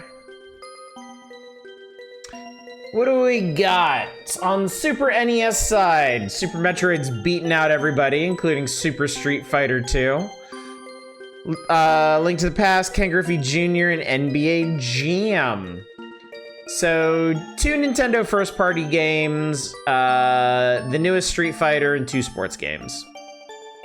Very rare design. Imagine that spinning as a collectible in DK64. Donkey Kong Country already made it to 6th place, followed by Stunt Race FX, Earthworm Jim, Super Mario Kart, Mortal Kombat 2, Secret of Mana, Mega Man X, Mighty Morphin Power Rangers. Nice. Super Mario All-Stars, Final Fantasy 3, what we now know as Final Fantasy 6. FIFA International Soccer, Final Fantasy 2, what we now know as Final Fantasy 4. SimCity, Disney's Aladdin, and Final Fantasy Mystic Quest, what we now know as Final Fantasy Mystic Quest. What game is this song from? Dragon Knight. From Ben Presto.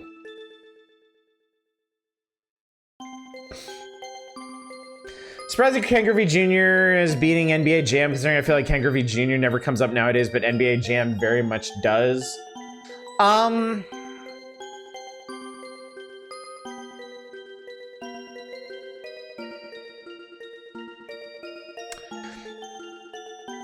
Correct me if I'm wrong, somebody who's not a fetus like Shadows, but in the 90s, was baseball not a much more prominent game in the US?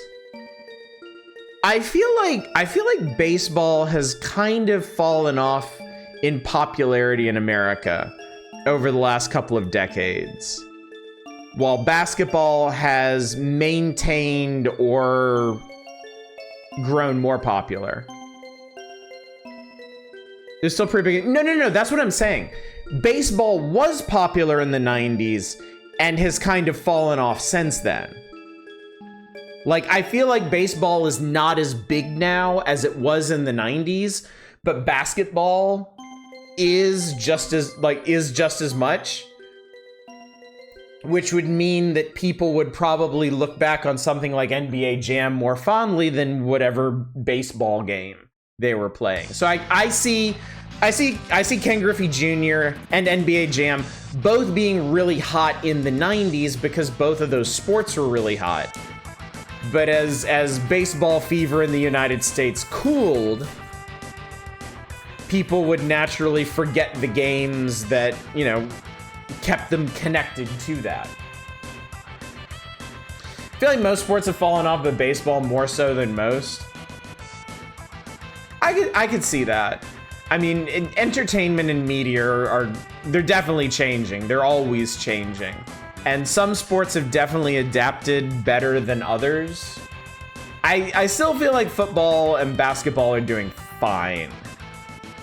And baseball is kind of lagging behind a bit, whereas in the 90s it was more of a big three sort of thing.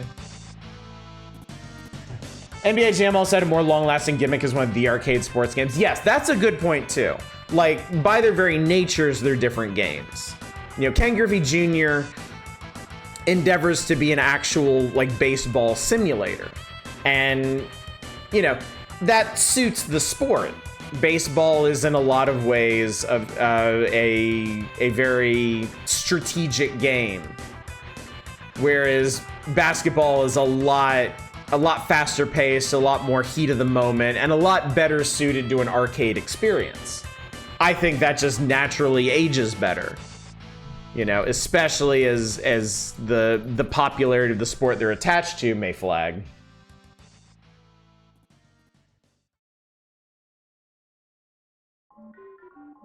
Sounds right to you. I know we watched a lot of baseball when I was a kid.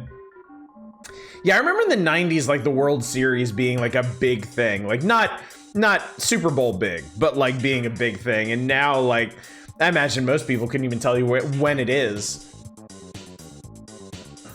I think baseball is forced onto kids, and now those kids are adults with resentment. Basketballs are just more fun for spontaneous play, and you need to find a hoop versus a whole field bat glove. Yes, yeah. There's a lot more organization and structure with baseball. It doesn't help that a lot of the new players just, hey, remember this famous player made it from the bottom, now we have his son. Oh. Yeah, so that's interesting. I hadn't really considered that, you know? You can kind of see it on Steam as well, I think. Like when new editions of, like, football or basketball or soccer games come out, they tend to be a pretty big deal on Steam, but I don't remember the last time a big baseball sim hit. Baseball's a slower game which isn't easily televised.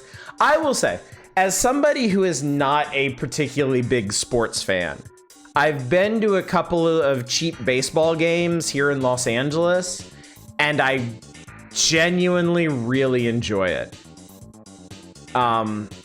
The viewing experience is wonderful from a therapeutic relaxation perspective. It is so nice to go to a ballpark and sit down and just chill and hang out and watch stuff happen. And every once in a while, something exciting will happen and you can cheer and get all amped up. And the rest of the time, it's basically like, it's like fishing. It's like the Major League Sports version of fishing. You're not really there so much for the fish. You're there to just drink and have a good time. And I really appreciate that. I really like that a lot. You see the drop off a lot more if your reference starts in the 70s. Okay. Interesting. Baseball is primarily popular in Japan nowadays. Yes, baseball is huge in Japan. Huge. My wife is a huge baseball fan. Rumi is a huge baseball fan. He really enjoys watching Double A ball. I mean, obviously there are still big fans out there. There's still people. I mean, it's still, as far as I know, it's still impossible to get like season tickets for the Dodgers. I used to work with a woman who was a massive Dodgers fan, and she had spent years on the waiting list to get season tickets, and she finally did. I was so happy for her. Are you supposed to be chatting with your friends the entire time with baseball in the background, like Twitch streaming? Yeah, basically. Yeah. It's... I can't really imagine baseball... I can't imagine really enjoying baseball solo. I feel like you gotta be there with somebody to pass the time with. Like it's a social event. How massive was she? 20 feet. She was one of the tiniest Asian ladies I've ever met. She was Chiche. She was very small. And Nagai-san. My baseball sports series I got into was Power Pros. Mostly I like the goofy life sim mixed in with the baseball.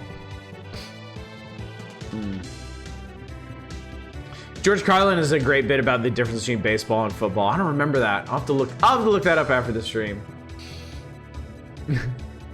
All right, on Game Boy, we got Link's Awakening leading the pack. Wario Land, Donkey Kong, Tetris, Super Mario Land 2. All first-party Nintendo stuff, actually. And then Metroid 2, Kirby's Dream Land, Super Mario Land, Kirby's Pinball Land, and Mortal Kombat. The top 10 on Game Boy, 9 out of 10 are first-party Nintendo games. That's just really funny to me. I mean, it's not like a huge shock or anything. Nintendo is Nintendo for a reason. But like on Super NES, they got what? 1, 2, 3, 4, 5. 5 out of the top 10. On NES, they got 1, 2, 3, 4, 5, 6. 6 or 7, depending on how you count the Tetrises. But yeah, it's just funny to me on Game Boy. It's like everything. And then Jurassic Park, F1 Race, Dr. Mario, Tetris 2, Mega Man 5. Glad to see it up there. Golf. I'm amazed that the first TMNT game is still way up there. Like, it's a solid game, don't get me wrong, but it's very bare bones. Like, very, very bare bones. Baseball 2000, Final Fantasy Legend 3, and Disney's Jungle Book for some reason. And on NES, this list just doesn't change much. Legend of Zelda, Mario 3, and Mega Man 6 for some reason. Metroid, NES Open Tournament Golf, Zelda 2, Dr. Mario, Final Fantasy, Tetris 2, NES Play Action Football, Battletoads, Kirby's Adventure, Super Mario Bros. 2, Dragon Warrior, the original, Baseball Stars, Dragon Warrior 4, Tecmo Super Bowl, Pac-Man, and Monopoly. Still surprised at how long Dragon Quest IV stuck around on the NES charts. I know, it's remarkable, isn't it? I didn't even realize that many people bought it, frankly. Like Dragon Warrior wasn't like a huge failure in the US, but it was absolutely overshadowed by Final Fantasy. But yeah. Azlis is calcified in its final form, pretty much, yeah. Original Dragon Warrior being on here is the only real shocker. We got Dragon Quest 1 way the fuck too late. Same with 2 and especially 3 and 4. I mean, when did we get the first one?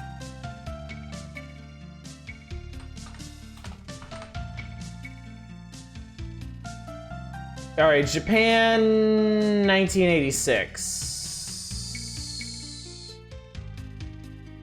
Wait. Hang on.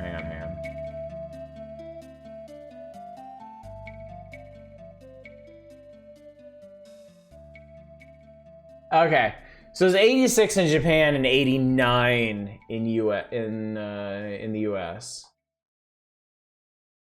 When was OG Final Fantasy?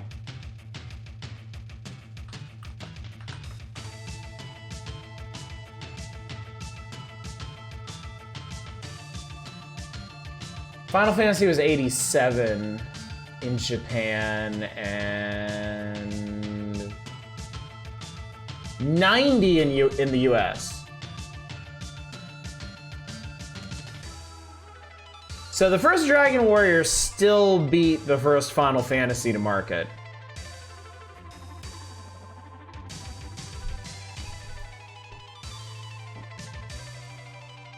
Here's Dragon Quest 3 in the West in 1992.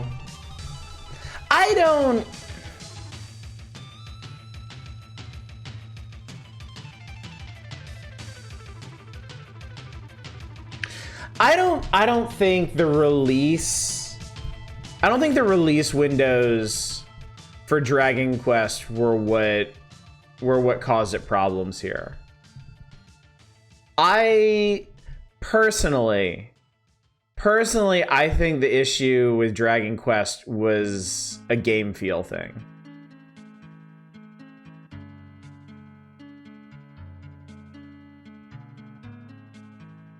I think Dragon Quest, NES Dragon Quest had more in common with the really crunchy PC RPGs being ported to the system that were only finding like extremely niche audiences than it did with something like Final Fantasy. I think Final Fantasy succeeded because it was like very accessible just from like a gameplay standpoint. At least relative to other RPGs on the system. I don't think the way the NES was marketed and the way the market was developing in the West around like arcade style games and platformers and sports games. I think the clunkier and clickier a game was, the less likely it was to really connect with people. And Final Fantasy 1 at least had a lot more immediacy to everything. You know, if you wanted to open a chest, you didn't have to stand on the chest, open your menu, scroll to the search command, and then click through a bunch of dialogue. You go up to a chest and you push a button and you get one message: you found the sword. And I really do think in this era of gaming, back in the 80s, I really do think that was important. Like, the American market just wasn't designed around like slower, clunkier experiences like Dragon Quest.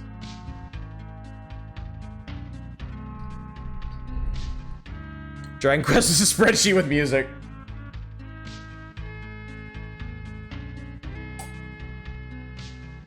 Yeah, having a context-sensitive action button. Yeah, I'm gonna take the stance that I don't think the early Dragon Quest games could have been really big hits here without a mechanical overhaul. I don't blame the marketing for it. I don't blame their release windows for it. I think it was the games themselves. I think they just weren't really suited to the American market of the time. By Enix, which we now know is Square Enix. Dragon War was kind of trying to be an overhaul, just not enough of one. Yeah, it wasn't overhauling the important parts. The important part was the UI. Like, even as a kid, like, I was, I loved Final Fantasy. I was real big on Final Fantasy. And that made me interested in other RPGs. And I sought out the Dragon Quest games. And I got Dragon Quest 2 because I was really, really interested in it. And I remember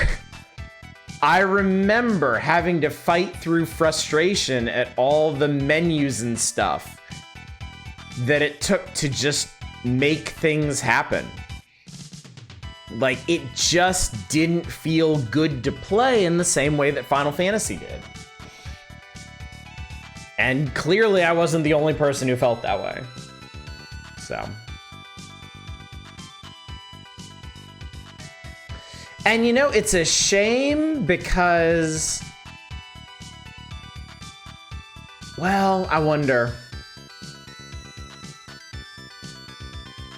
I feel like if, I do feel like if Enix had brought the SNES remakes over, I feel like they would have done better. I feel like they would have done okay. I mean, they would have faced their own uphill battle because they'd basically be in direct competition with like Final Fantasy 2. But yeah.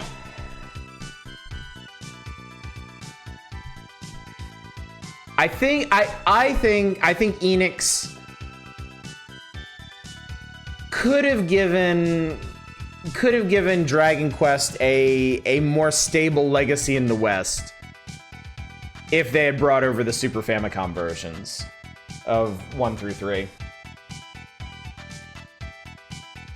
But still, that's just a guess, The Super NES was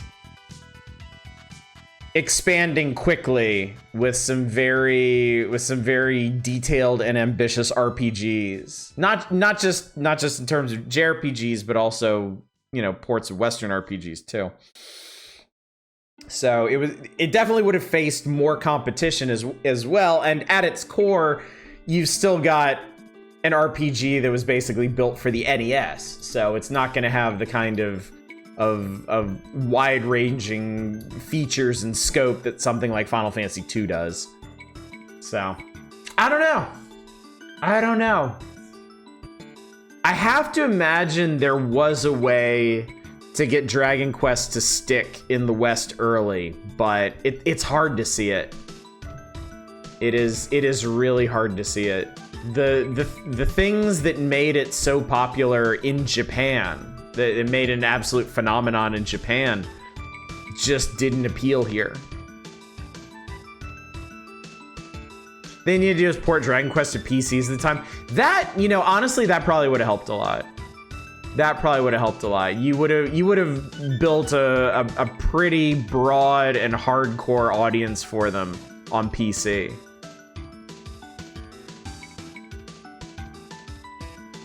Dragon Quest V probably would have failed if it came out here because Final Fantasy had destroyed on presentation. It wasn't until 6 it became competitive. Yeah. And Western audience member in Dragon Quest still doesn't appeal to me. Yeah. Yeah. It's just...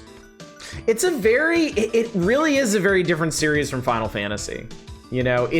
It's easy to draw comparisons between the two, but I think it's more interesting and more telling to focus on the things they do differently. And we talked endlessly on this channel about how Final Fantasy is kind of like the wild child of the major JRPG lines, where like every Final Fantasy is like a bigger deviation from the last in so many different ways. Whereas like the Dragon Quest series, you can draw a direct line from the most recent Dragon Quest all the way back to the original. In terms of game systems and presentation, you know? What's up, Chaos? Good to see you. Did play Dragon Quest till 8 and still felt like it was from the 80s. 11 resonated with a lot of people, mostly because it's a big budget old school JRPG, an era with a big budget old school JRPG. Are you really gonna try and tell me there was ever a period when the big budget old school JRPG was dead? Because I'm not sure I buy that.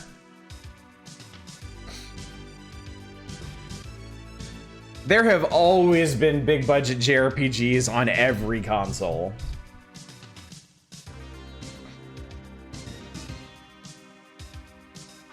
They might, you know, they might not have been making the big bucks, but I mean, it's like saying, it was like the endless declaration of point and click games being dead. Point and click games never died, ever.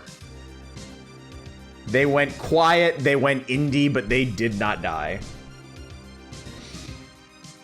I'd say despite the Elizabethan dialogue, Dragon Quest plays very cartoony and sensible in presentation, while Final Fantasy feels less cartoony and just fantastical. Yeah, I can see that. I can see that. Though I will say, I feel like the mechanics of actually playing a Dragon Quest game, like the interface, the UI and the UX, don't really match that cartoony tone. It feels, a Dragon Quest game may look cartoony, but it doesn't feel that way, if that makes sense. Like the actual things you have to do are very technical, and a lot of them will just kill your ass stone dead if you don't know what you're doing. Of course, I say this as somebody who has predominantly played Dragon Quest II from that era, so. Anyway, chat, I have given you plenty of time to request stuff off this page. Nobody has, so we're moving on to now playing. And I am just gonna hide this big old title that we know and love well. Dragon Quest 2 is the designated mean Dragon Quest. All right, what do we got here? Donkey Kong Country from Nintendo. $69.95. That's not very nice. There's no Mario Paint there, and I wasn't. Oh God, Mario Paint fell off, huh? That's tragic. That is very sad to see. I just glazed right over that, but yeah. No more Mario Paint. I hope it's not the end of an era. Donkey Kong returns to the forefront of video games after more than 10 years. Game features fully rendered computer animation and traditional platform action, with a variety of play and fun characters encountered throughout the game make it more of an adventure. On the plus side, the ultimate graphics in the best action-adventure game ever for the Super NES or any... Jesus Christ, Nintendo Power, keep it in your pants. It's simply the best. Battery backed up memory, 100 bonus areas. Technically correct. The best kind of correct. On the minus side, players may miss many of the bonus areas and think the game is shorter than it really is. The bonus areas are not that big, you dickheads.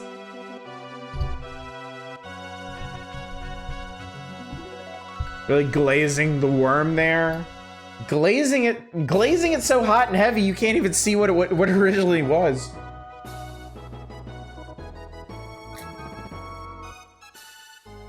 Yeah, the bonus area is like a room. Jesus Christ, man. No, wait, Donkey Kong deserves that praise. Never mind, continue. Carry on. Carry on, Nintendo Power. All right, Earthworm Jim from it's from Playmates? I didn't know that. $69.99, a full 4 cents more than Donkey Kong Country, but what do those extra 4 cents get you, chat? This game brings together excellent artwork and a unique and wonderfully weird sense of humor. Debatable. A variety of play ranges from traditional platform scrolling and jumping to some innovative flying stages. Within side-scrolling stages, expect to be slowed by puzzles more than by enemies. Great animation and you know what bothers me about that?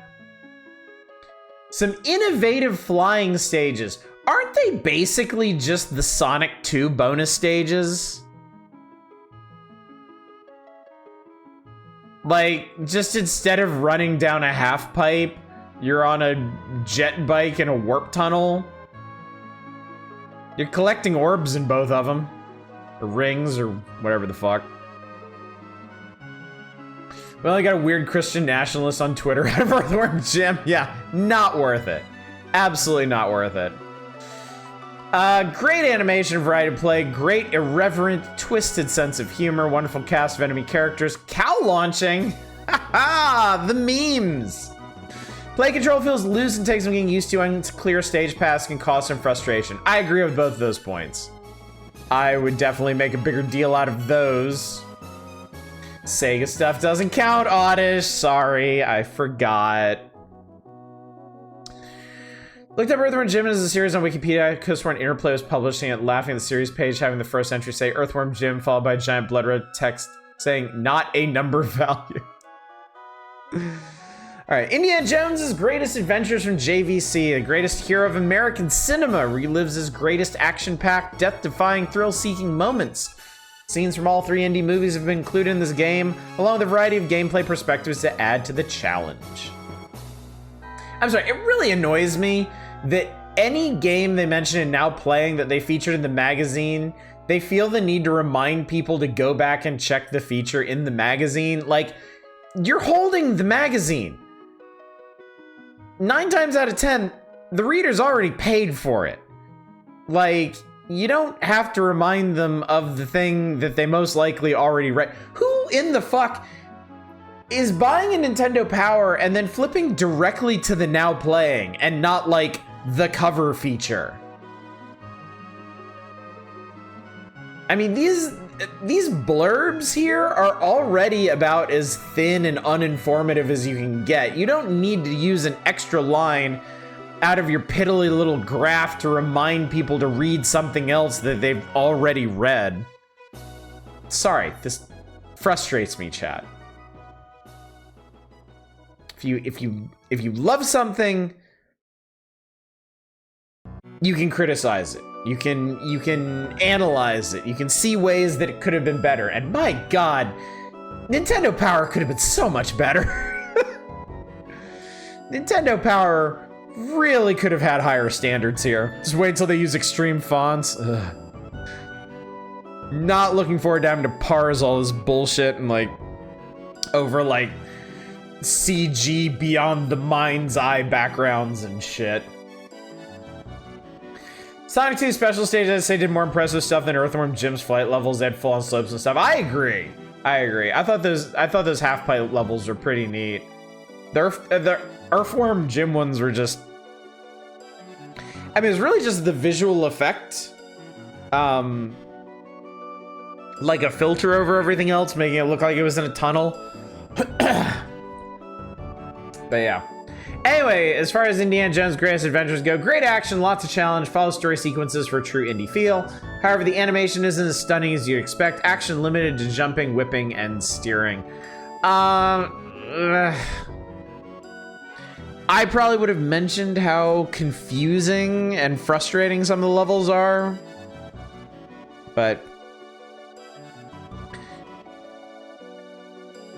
yeah. Whatever. NBA Live 95 from EA Sports. Excellent animation, AI, new perspective for EA Sports B-Ball. Every option and aid to play you can think of. Battery backed up memory, 1994 scheduled rosters, trading. Passing is a challenge. Very fast action may leave casual players in the dust. Perspective does look interesting. To the game. Live in 95 is alright, can never get consistent handle on blocking shots. Michael Andretti's IndyCar Challenge. Bulletproof software, $69 on the nose, chat. You can save a whole 95 cents over Donkey Kong Country. One of the top drivers of IndyCar circuit brought his knowledge of the courses in IndyCar racing to this game. From the smooth scrolling graphics to the race tactics, it paid off with realistic IndyCar simulation. The playback feature lets you relive your great achievements or learn from your mistakes. Good Mode 7 graphics, effects, and simulated speed. I remember this one not feeling like it goes very fast. Good play control, 2-player option, passwords, playback mode, and movable camera positions, some very challenging courses. Limited car modifications. Michael's voice warnings can be confusing in 2-player games. Oh yeah, I hadn't thought about that. But yeah, if he's calling out like tight turns and stuff to one player, the other one might get confused. Unrealistically aggressive opponent drivers. I don't know enough about F1 to comment.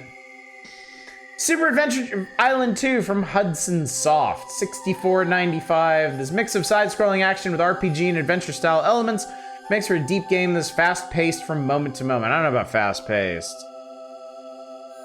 Seems deep enough, certainly. Good mix of action and adventure with puzzles, items, and helpful characters. Like previous Adventure Island games, the theme is pretty silly. Be warned, this isn't a straight hop and bop. No, that's not. It being different from previous Adventure Islands is not a drawback. That's dumb. Yeah, that's what makes it unique. That's so stupid. Whoever is reviewing for Nintendo Power at this point is an idiot. I mean, they're not quite Rob and George level, but man, some of these are just, like, if I was a publisher partnered with, like, if I was Hudson Soft, I'd be pissed about this. I would be mad. Uncharted Waters New Horizons from Koei, $76.95. That's a spicy meatball.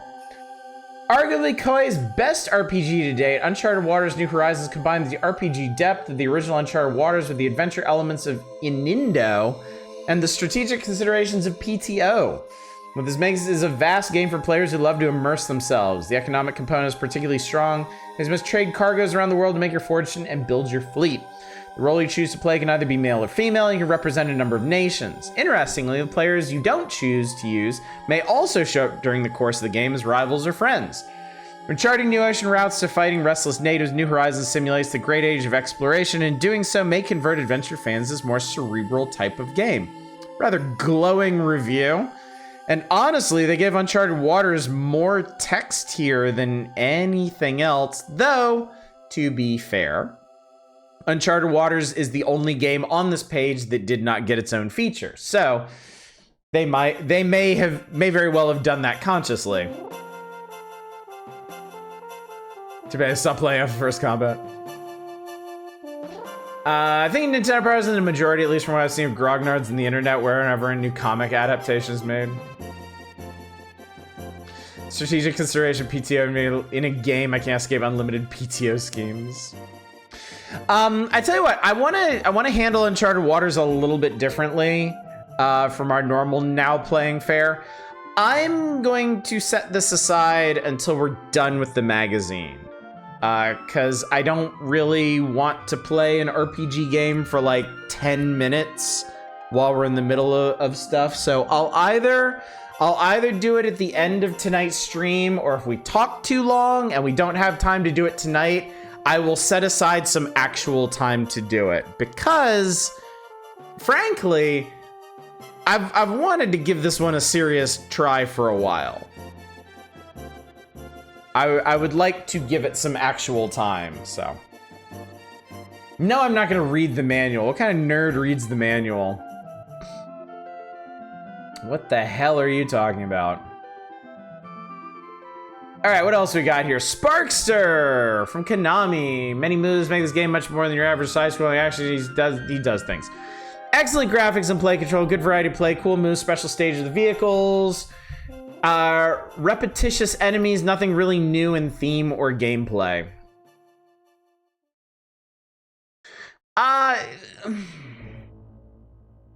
Repetitious enemies, sure. The gameplay, I think, is new. But they're not very good. I would have taken that opportunity to complain about how uncontrollably fast your dash is. And how hard he is to manage in a lot of situations. Sparks' pros and cons are exact opposite of what I said.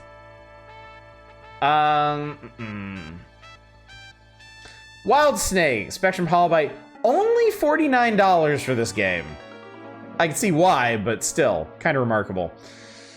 Previously reported, Power Wild Snake was developed by Bulletproof Software, although Spectrum is publishing the title under its new Alexei Pajitnov Introduces label. Creative Tetris helped in the development of Snake. You'll feel the same sense of mental captivation with this game. Challenging and very addictive like Tetris, 8 grid shapes, 4 backgrounds. Game progresses slowly. Madden NFL 95, I kind of don't care. 44 player rosters and injuries. Battery backed up memory, good graphics and play control, new rules included. Actual players are not included, just numbers. The character graphics don't look quite as sharp as Madden 94. Feels like it'd be kind of weird to play a Madden game without the actual players. But yeah. ESPN Sunday Night NFL. Seriously, don't care. Good scrolling perspective, NFL team license, battery backed up memory. Difficult passing, play control, no multiplayer adapter option or instant replay. I think it took a little bit to get the actual players in those games. You can't just say con the game's shit.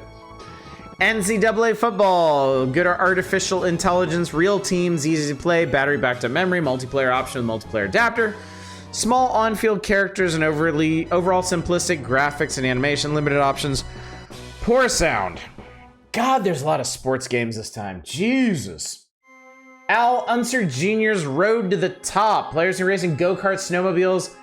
IROCs. What are IROCs? And Indy cars. 3 race courses for each type and a bonus race against AI if you win all 4 circuits. Easy courses, quick rewards aimed at younger players. Simplistic graphics in most stages plus poor animation. Not much challenge. Those are pretty damning. IROC was a model of Camaro? Jam It! God jam it! GTE Interactive. Jam It is a different type of showboat b-ball game. The matches are one-on-one street ball against digitized opponents with wagers on the line. Unusual graphics with street appeal.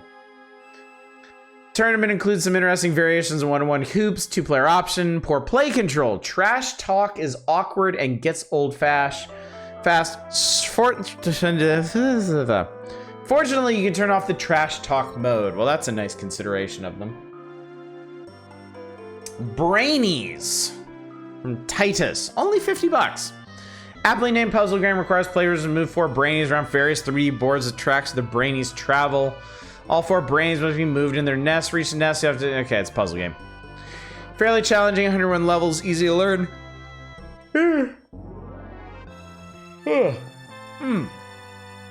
Excitement factor is pretty low. Puzzle fans may find enough challenge to make this interesting.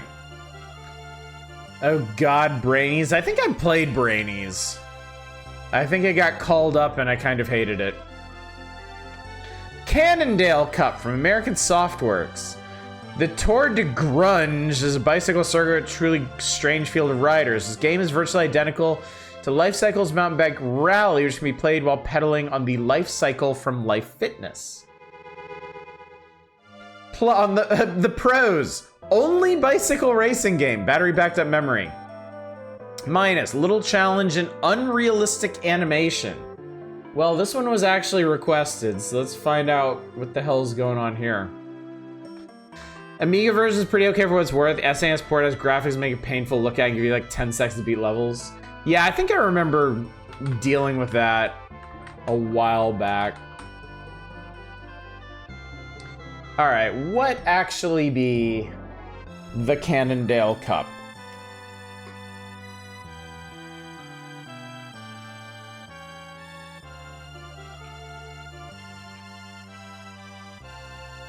Well, fortunately, it's actually on my list, so we can try it. Some of these games I don't recognize, they get requested, and then it turns out they never actually came out.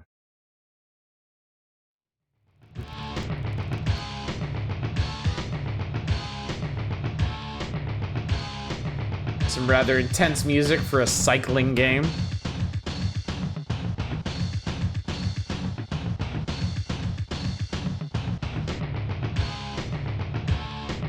That's Cannondale as a bro? My Jesus! Designed and developed by Radical Entertainment. Oh my lord. Okay, whatever, man.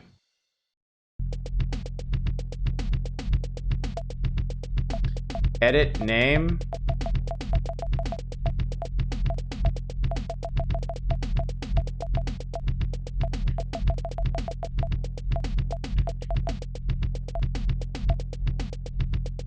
Holy, what the fuck? We got Mystery, Mark Gullickson, Frank Roman, Missy Glove, Geove, Tinker Juarez appears to be on fire.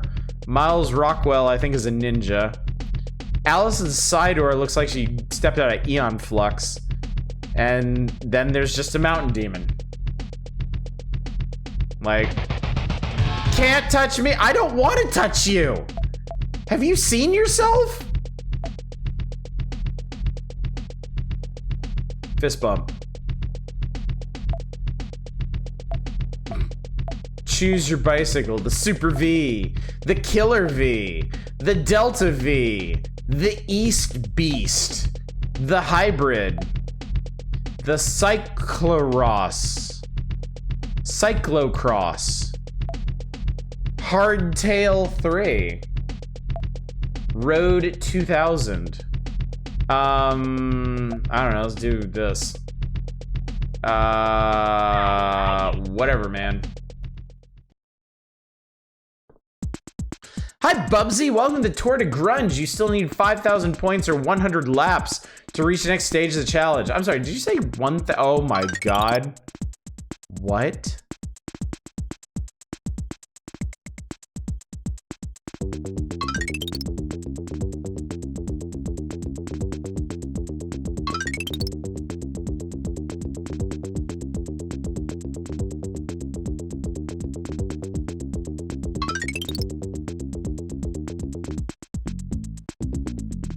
This looks like shit. This plays like shit. Chat, I believe this is shit. Just 99 more laps.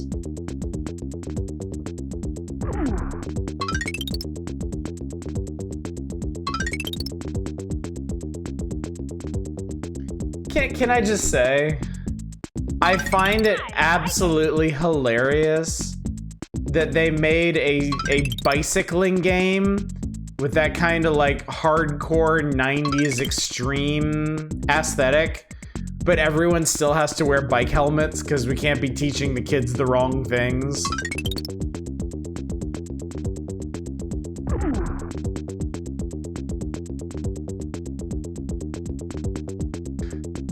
This is somehow worse than pole position. Oh god, I stepped away to make dinner and I should have chosen something that would take longer.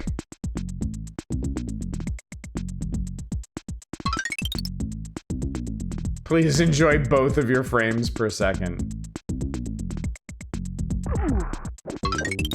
Oh, the top buttons let you smack people.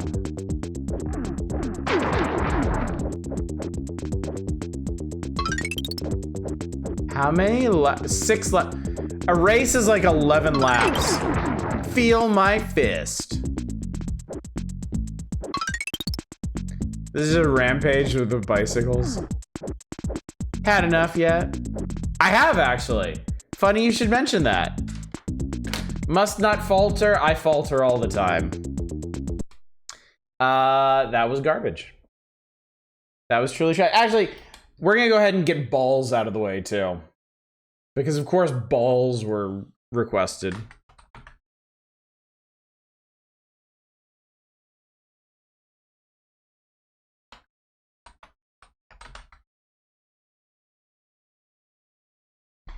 Were all the curves sharp angles? Excellent question.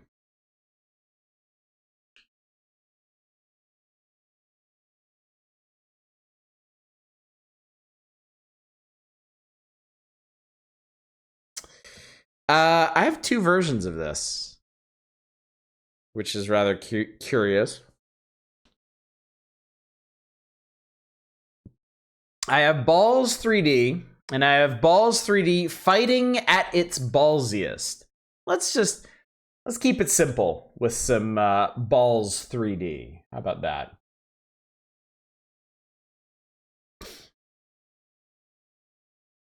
Are there dinosaurs in this? I hope there are dinosaurs in this.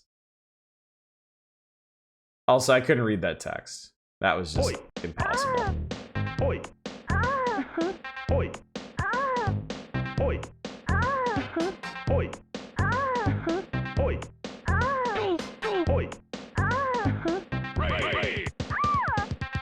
I guess it is that.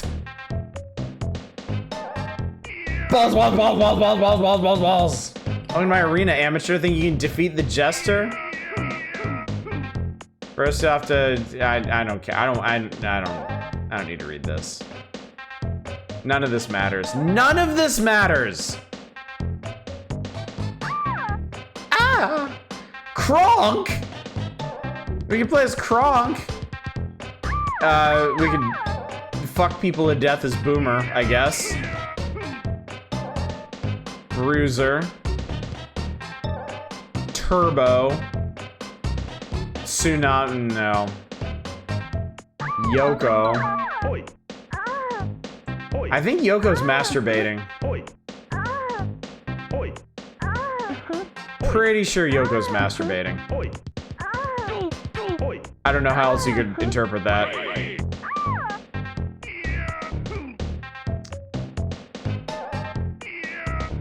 Alright, well, obviously we're gonna play as Kronk. Yoko Gorilla? Maybe?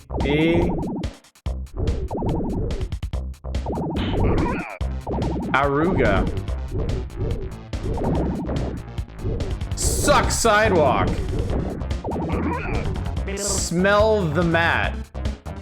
He's smacking his ass at me, chat. I hate it when they do that.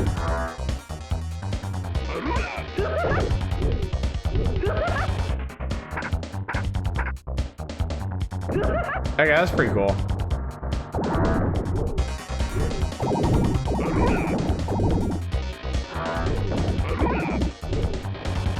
Taunt the ostrich.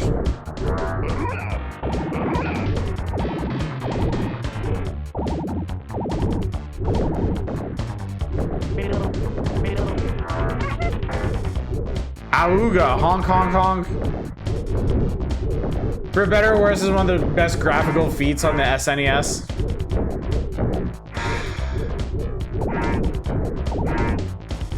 Who's laughing now? It ain't me.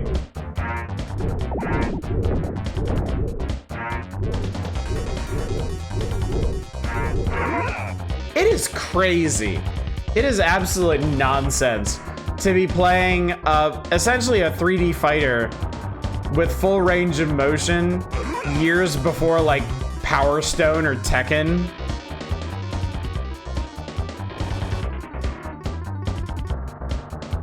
Okay, do you want to do anything? Okay. You have to push start after you win. Oh my god, I have to do this again.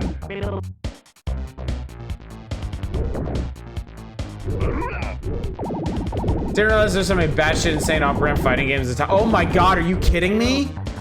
Dude, the exact moment the Street Fighter 2 hit it big, every publisher wanted their own piece of the pie.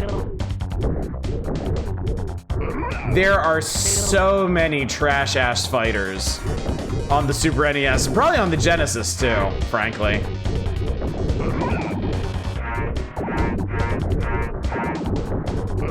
Publishers were gonna get their fighting game bag. At least that was their plan. And they found out real fast that a lot of them had no fucking clue how to make a good fighting game. Shout out to Fighters History, the one that literally caused Capcom to sue the devs. So we managed to master 3D ball graphics during the old Amiga demo scene days, and kudos on them for managing to make an entire game based off of it. I'm of two minds about this one. In terms of like fighting game innovation, like this one's amazing, frankly. Having like full range of motion and still having like responsive attacks and no issue connecting with your opponent, really, really, really remarkable.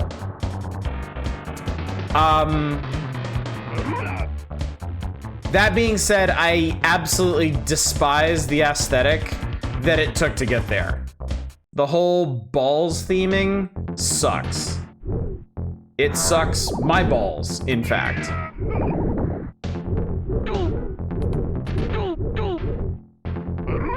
Like, if you sit there and really parse these characters for a minute, you can get what they're going for.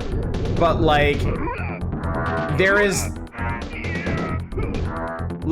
just too much confusion and noise in trying to read what the characters even are and what they're doing. Does pretty quickly abandon this idea for virtual pet sims. I mean, I really could just kind of want this guy to kill me. Like, I can't tell what that throw is supposed to be. I don't get it. I have no idea. Yeah, it is. It's one of those things where like the technical accomplishment is remarkable, but the way they got there just makes it not worth it. Is it better if you imagine the balls as dipping dots, the ice cream of the future? Because then you're mushing up all the flavors. And like all of my Dippin' Dots are getting all sandy on the ground now, so. I declare balls to be balls, chat. Balls is balls to play. Miss Dippin' Dots. They still exist. Bit trickier to find now, but they do still exist. Dual action pampering, my god. To be fair, actually pretty good virtual pet sims. Well, at least they found their lane, I guess. All right, Street Hockey 95. Interesting graphics and 4-player option, awkward play control. Great, I don't care. Sports games, be gone. Get thee hence.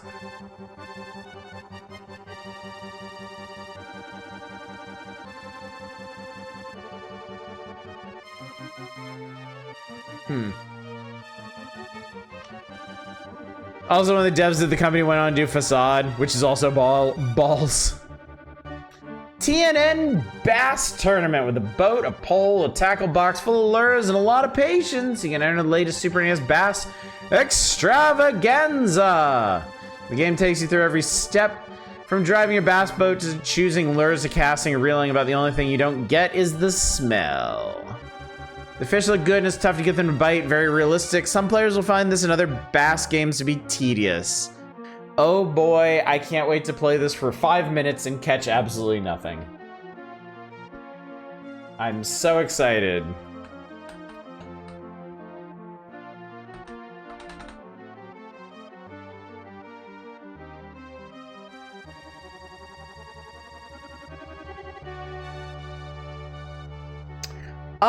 You know what? Actually, let's make this simple.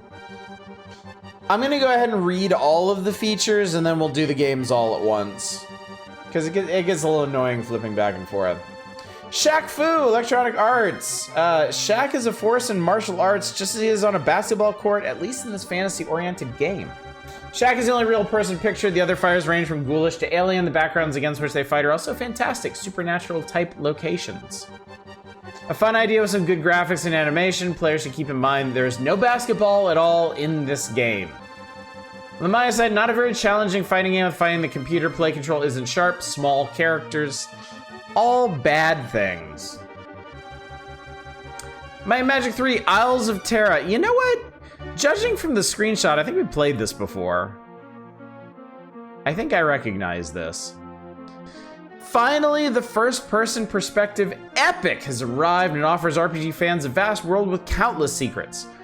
Your party of adventurers must destroy the evil on Terra while searching for a great wizard. Fighting is pretty standard, as are the races you can recruit. That's the wrong hour. Where Might and Magic 3 scores over many other games of this sort, like Dungeon Master or Capcom's Eye of the Beholder, is the amount of freedom to explore and discover things. This isn't the special in January, I think so. We've definitely played it before. Okay, cool. Yeah, I'm not so much in the mind to put some time into Might and Magic 3 tonight, especially based on what I remember from it. I really got to be in the mood to wander around those initial dungeon crawly cities and get my party assembled and everybody equipped and everything. Barbie Vacation Adventure from High Tech. With Barbie the Super Doll goes on vacation, she chooses her outfits and tries various activities like horse riding and setting up a tent. The animation is slow and stilted, making the game seem slow as well. In some activities, the controller functions are a great mystery, and performing the activity becomes frustrating.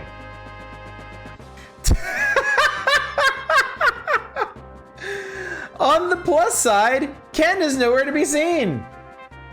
On the minus side, the ratings in the now playing chart tell the story on this one. All 4 categories score below average. Specifically, yep, all 2s. All right, Beethoven from High Tech. Beethoven the St. Bernard rolled over the theaters of America, but video game players demand more than a title. High Tech delivers a large, lumbering, hairy dog. This is not a Super Game Boy Enhanced title. What the fuck, man? They got saucy all of a sudden. On the plus side, he was a great composer in spite of being deaf. Minus side, very slow play control response, uninspired game design. Damn. Damn. Space Invaders. It's Space Invaders. Both Super Game Boy and Super NES games in one game pack. Classic Space Invaders never looked or played so good. Minus side, this early video game hit doesn't have the flash and excitement of today's more sophisticated programs. And Contra the Alien Wars. Good challenge, lots of action, no Super Game Boy border, poor sound, control response seems slower than Operation C. That's not good. It wasn't exactly snappy in Operation C either. All right. We've got things to do, chat. Let's get on with that bass fishing already.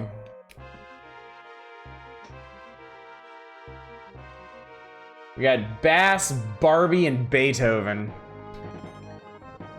God help us.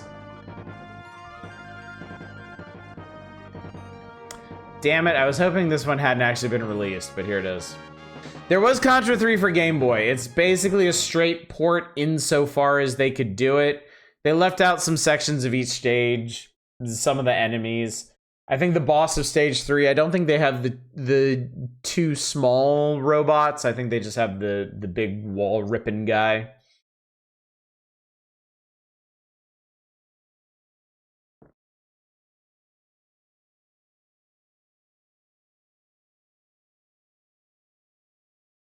Mode 7 shit section to be out to. Yeah, they're just top down. They don't rotate as far as I know. And the highway doesn't have any of the passover sections.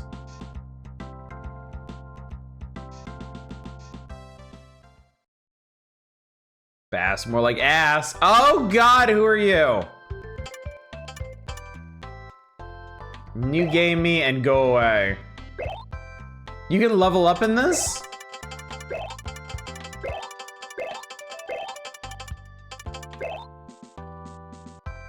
I guess let's do free fishing. Vince McMahon wants you to fish. I don't want to do anything Vince McMahon wants.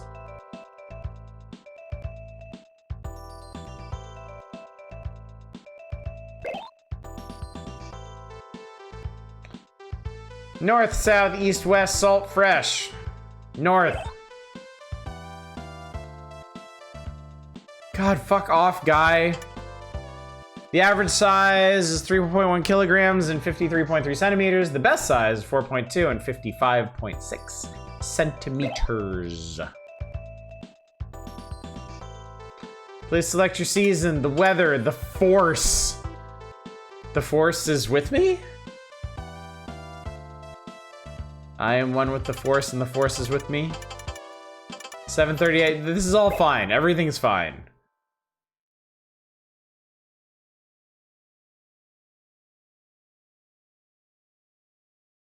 Maybe. In the manual, there's a chance you may have screwed yourself by not visiting the shop first. Let's see. Boat. So this is cool. They actually give you a fish sensor. Can't really start fishing with just the putter. This looks pretty good.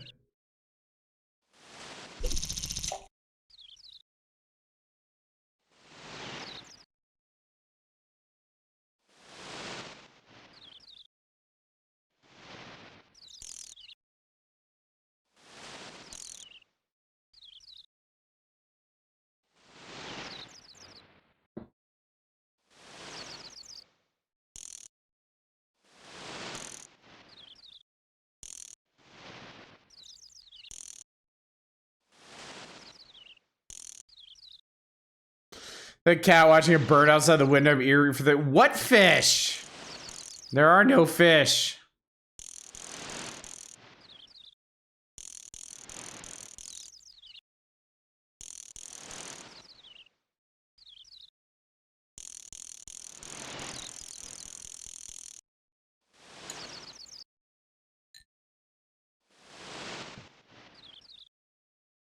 Heave this one.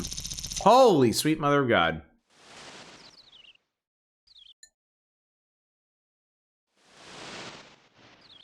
There's a fish. Come on, fish.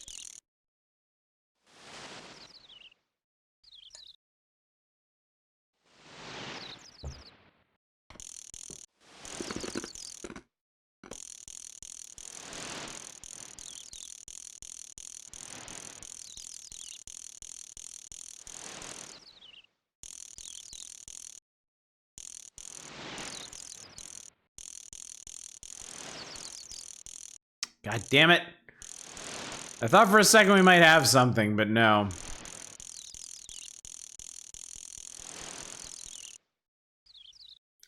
All the excitement of real fishing! I got a super cast. Oh, we need to bait the lure.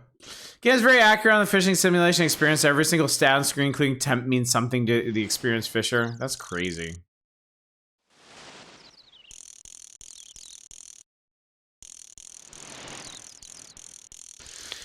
That is crazy, and also, frankly, way more effort than I want to put into a fishing game.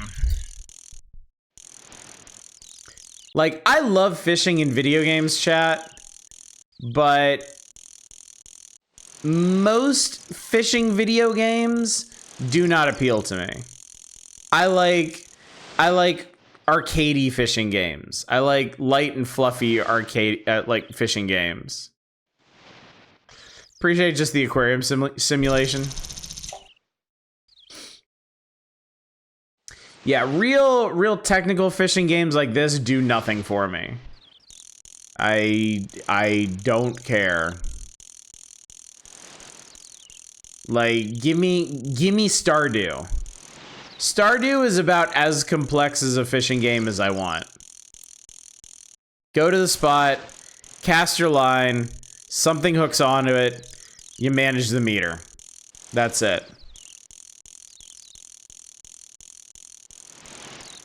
There's some metagaming and progression where you get different lures and different rods, and you can prepare in different ways. Dredge, yeah, Dredge was fantastic. Dredge was wonderful.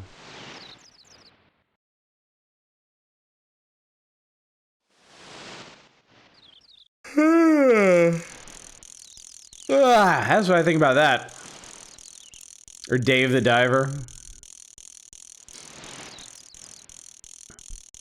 You get back into Dredge. I'm still in the tutorial. Oh yeah, Dredge is fantastic. Dredge is amazing. Okay, had enough. Had enough. Did some fishing.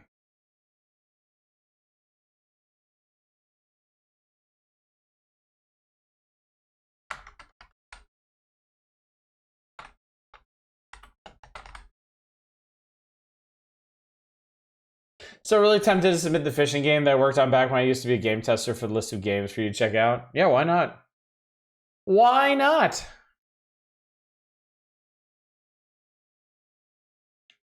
All right, this is a Barbie Vacation Adventure. Mine's marked as a prototype. Did this not actually come out?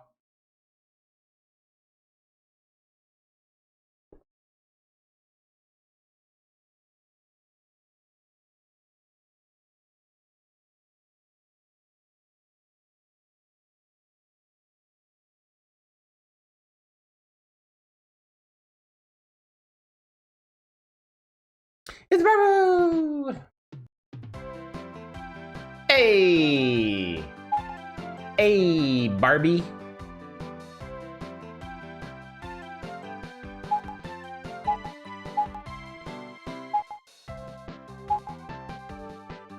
Babsy.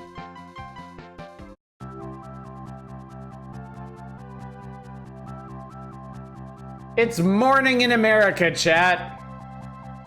Where shall we go? California is home. Wyoming is camping. Texas has horses. Iowa's terrifying. Florida, you could die in an underwater cave. Visit the Iowa Clown Town. County Carnival, here we go. Got canceled, apparently lost the devs an absurd sum of money at time. Wasted something to 10,000 pounds on it for it to get canceled. Ouch.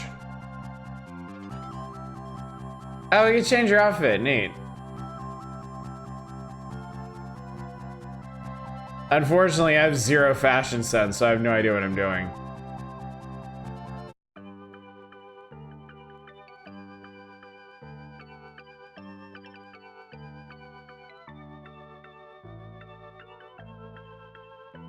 Hi Barbie, welcome to the fair. Farmer Brown's prize pig has run away. Would you help us catch it?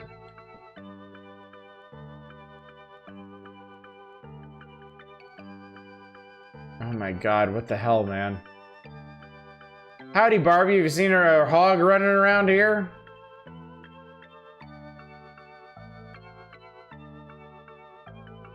At last I've got you, now I can play carnival games.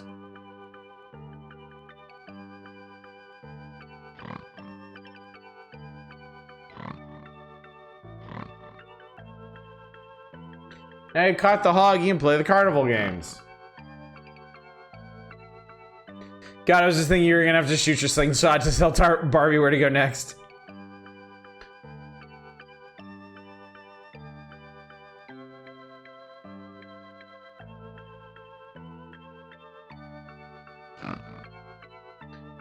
Step right up, take your aim! Knock down all the cans to win!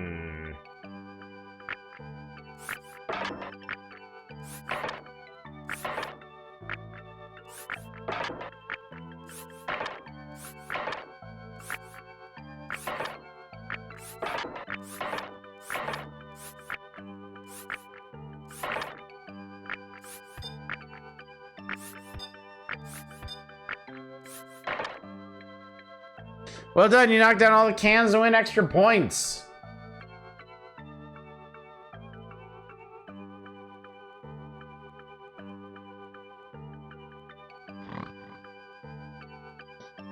Come on down and feed a clown. Everyone's a winner. Oh, God.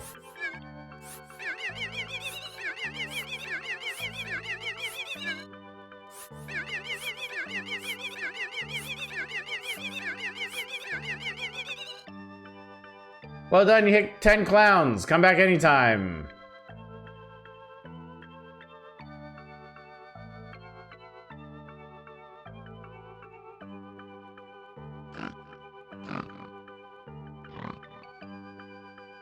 This is the test of strength machine. I wonder if I'm supposed to hit it at the top or the bottom. You didn't quite ring the bell.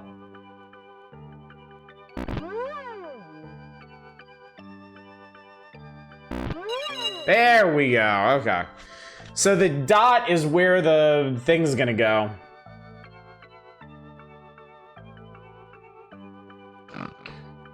Vibes as this game feel weirdly creepy, yeah. It feels weirdly hollow and unpleasant. Like everything's a little bit off. Okay, I think that's enough of that. We've been to Iowa with Barbie. That's all I need in my life. That is about all of that I want.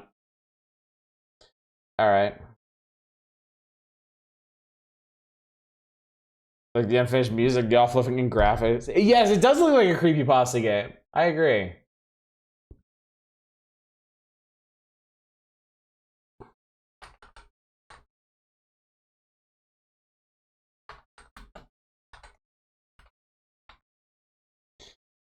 You know enough to protect your daughters. That's all we can hope for. All right.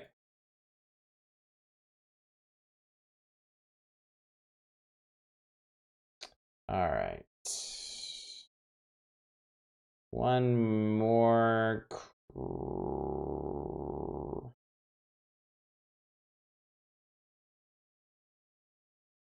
Sorry, what?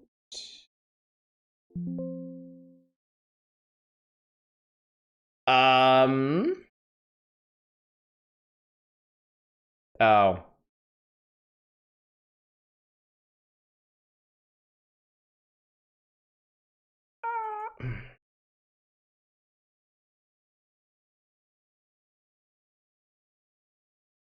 I'm having trouble finding this.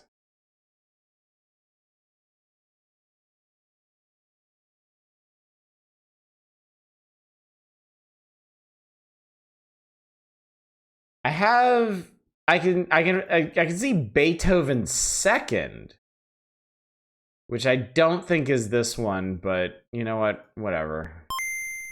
Who even cares?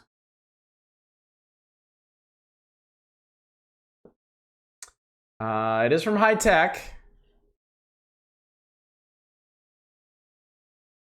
It is 1994. Okay, I think this is actually it.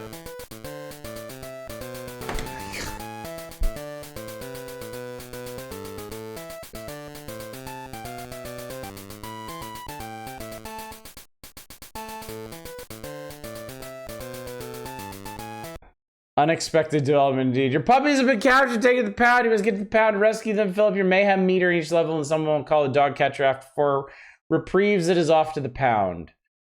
Construction, get your mayhem by knocking out rivets. Get past the crane at the top of the building and knock out the worker for lots of mayhem.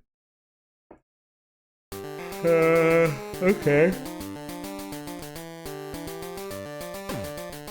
Oh. Beethoven is just constantly drooling.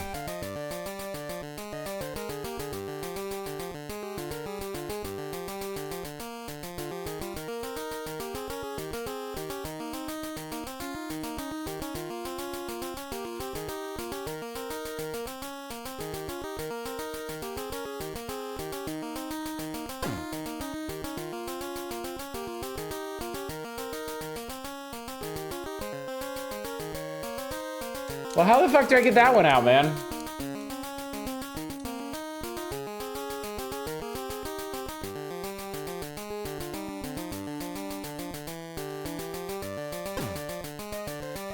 Kill me! End my existence.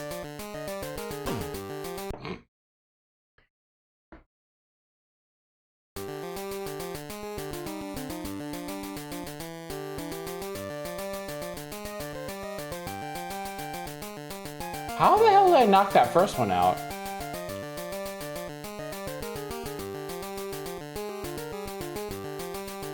Seems like you gotta hit it with your head, but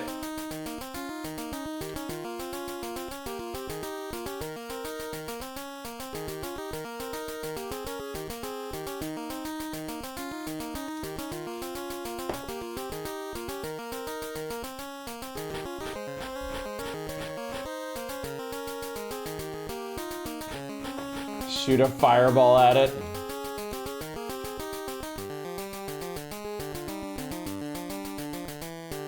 Try ramming into it from the other side. Oh, wait. How did I do that? Wait, how did I... There it is, okay.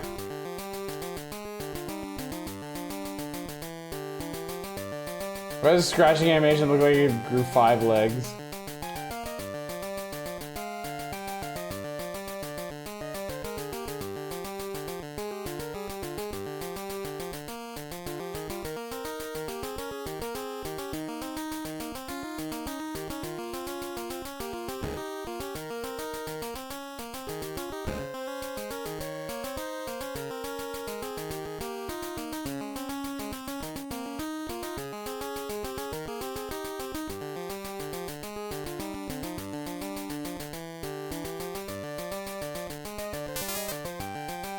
So you knock stuff out by holding up.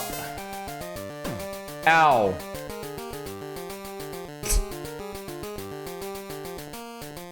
I knocked the damn dog unconscious. We would pay a dog to demolish a building.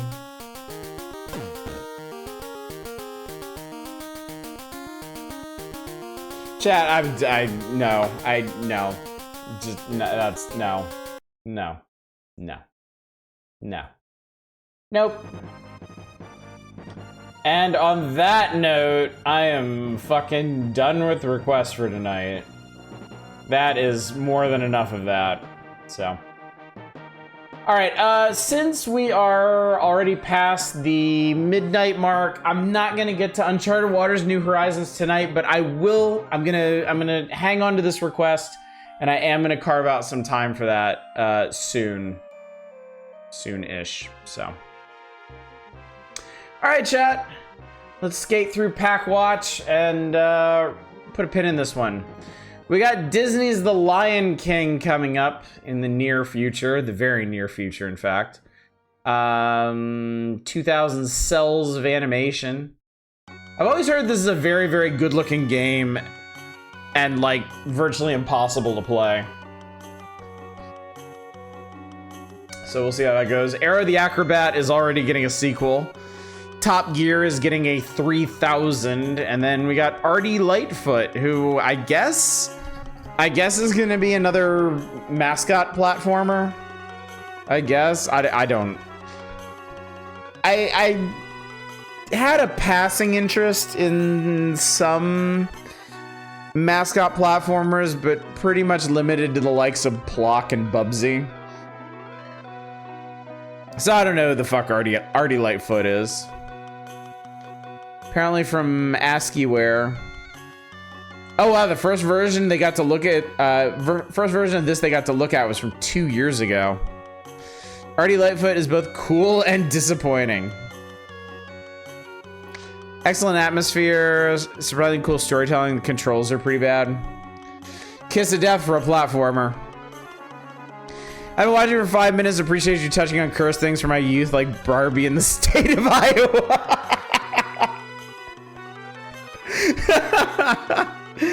Good evening, Helveet. I live to serve. Speaking of cursed things, Clay Fighter's got a sequel, C2 Judgment Clay. So I can't wait to see what kind of racial stereotypes they crammed into that one. There's a new Star Trek game on the way, Starfleet Academy. This one is mostly like a combat simulator, I think. Did you try that before at some point? The one with the squirrel or something? I think we've only played the first Clay Fighter. I think. NHL 95, I don't give a shit. Rise of the Phoenix looks interesting. Koei is breaking the mold and redefining what strategic role-playing games should be. The recent Uncharted Waters New Horizons was the first step. The next step may be even more dramatic with Rise of the Phoenix. Game currently in development will be based loosely on the Romance of the Three Kingdoms series. What's beyond Rise of the Phoenix is even more exciting. Koei, like Square Enix before, decided to enter the realm of true adventure games along the lines of The Legend of Zelda. First title for Koei will be Brandish, due out in March of 95.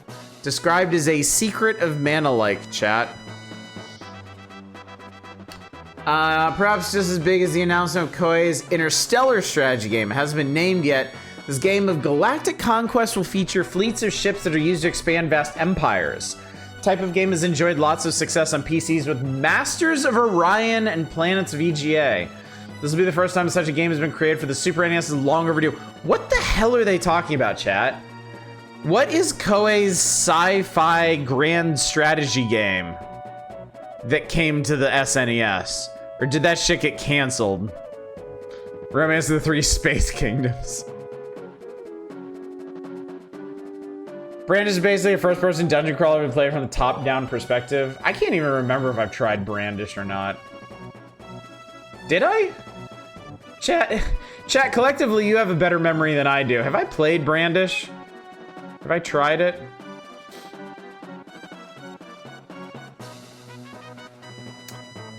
Not in the power hours, okay. So no then. Okay. Well, we'll see when we get to it. We'll have to remember they described it as a secret of mana-like. I will be highly critical of it because they said that. NBA Jam on Game Boy, sure. Now this is an interesting one here. Wario Blast featuring Bomberman. This game looks familiar because it's a revamped Super Game Boy version of Bomberman with the addition of Wario. This is truly a Bomberman game, which means it's fun enough to keep players bombing for hours.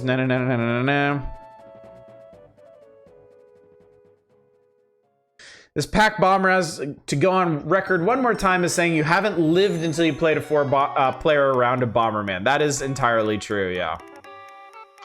Weirdly pretty sure Toby Fox really likes Brandish. We all have our crosses to bear. We all have extremely questionable games that we'll go to bat for.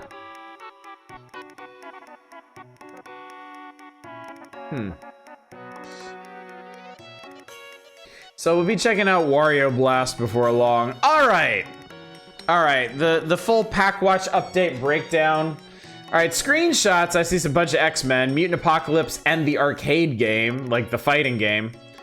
A home improvement game with, y'all remember Tim the Toolman Taylor? Well, here he is depicted facing off against a Velociraptor with a chainsaw. Breakthrough on Game Boy, Moto X, Jurassic Park 2, a Sequest DSV game, and the Catapult. We'll have to read about that. All right, we got coming in Batman Forever. The one thing that makes a video game come alive is being able to play against another person. The Catapult modem for the Super NES will allow players to take on all comers, even if they live across the country. So how does the Catapult work? A player calls up the Catapult access line using the modem and specifies a game he or she wants to play. They can set up to play against a specific player, must also be online or compete against players of a specific skill level. The system should work with any two-player games such as Super Street Fighter 2, Mortal Kombat 2, or NBA Jam. Catapult estimates the monthly service charge for access should be less than $10. Very cool. What's up, Austin? Heck, I remember seeing that thing, such a wacky concept for your device. I mean, just the screenshot right here looks utterly bizarre. Like, where do you slot the game? Does it slot in on the top? Then what's the side slot for? I used to watch the Canadian Home Improvement, aka the Red Green Show. So it is on top, okay. Did that actually make it off the ground? That is a good question. I know that X-Band did. I know that they did manage to get X-Bands to market. But I have no idea if the Catapult actually saw retail. Side card is for a smart card that I think contains a firmware patch. Wow. Well, I was forward thinking of them, I suppose. All right, what else we got? X-Men arcade game, X-Men Mutant Apocalypse, Breakthrough, NCAA football. What's new on the license front? Capcom's Mega Man is on the tube this fall. Oh boy, the Mega Man TV show. Basically a super beefy version of a Game Genie that I think the card allows them to hack in patching in multiplayer. Ah, that makes sense. Okay. Home Improvement. Finally been nailed down for its release next month. That's soon. Casper License, Apollo 13 with Tom Hanks, Team NFL Heroes. Michael Jordan's Chaos in the Windy City is on the way, chat. Possibly even more bizarre than Shaq Fu. X-Band was made by Catapult. Interesting, okay. Finished Sequest DSV, it looks A-OK. Jurassic Park 2, Moto X. Time Cop, Tarzan, Brett Hull Hockey, Pac in Time. There is another Pac-Man game coming, chat. Another Pac-Man adventure game. And of course, your Pac Hunter has been patiently stalking the VR32, Nintendo's new 32-bit technology, and has managed to catch up to it at the Show Shinkai Video Game Exposition in Tokyo. Next month, we'll have the first close-up look at this amazing new game system. Hold on to your asses, ass holders. The Virtual Boy is on the way.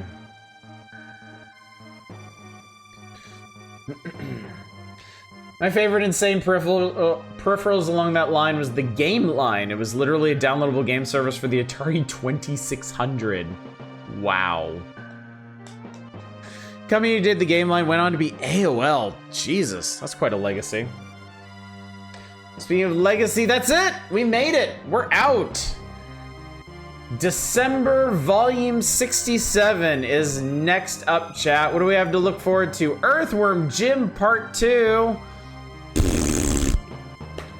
Also, Zero the Kamikaze Squirrel, Uniracer, Super Return of the Jedi, the VR32 update, more Final Fantasy III, a Mickey special, the Super Game Boy Winners, and Demon's Crest. We spoke of Demon's Crest before, chat. I have streamed it, but never actually finished it. And I would be down for a redemption arc if you are. Happier Days of Joe and Mac 2. So yeah. Damn, chat, we're almost done with 1994. One more issue to go. We are on the very cusp. Earthworm Jim putting Death of the Author to the test. we were talking about that, yeah. I have taken swings at Earthworm Jim a couple times on this channel, and it's not for me. I am not feeling it. It is too loose. It is too confusing. It's got a very gross feel to it. I've never been a fan of that style of humor, really. Ironically, the Earthworm Jim TV show was actually really good. The humor in that was much more highbrow and clever.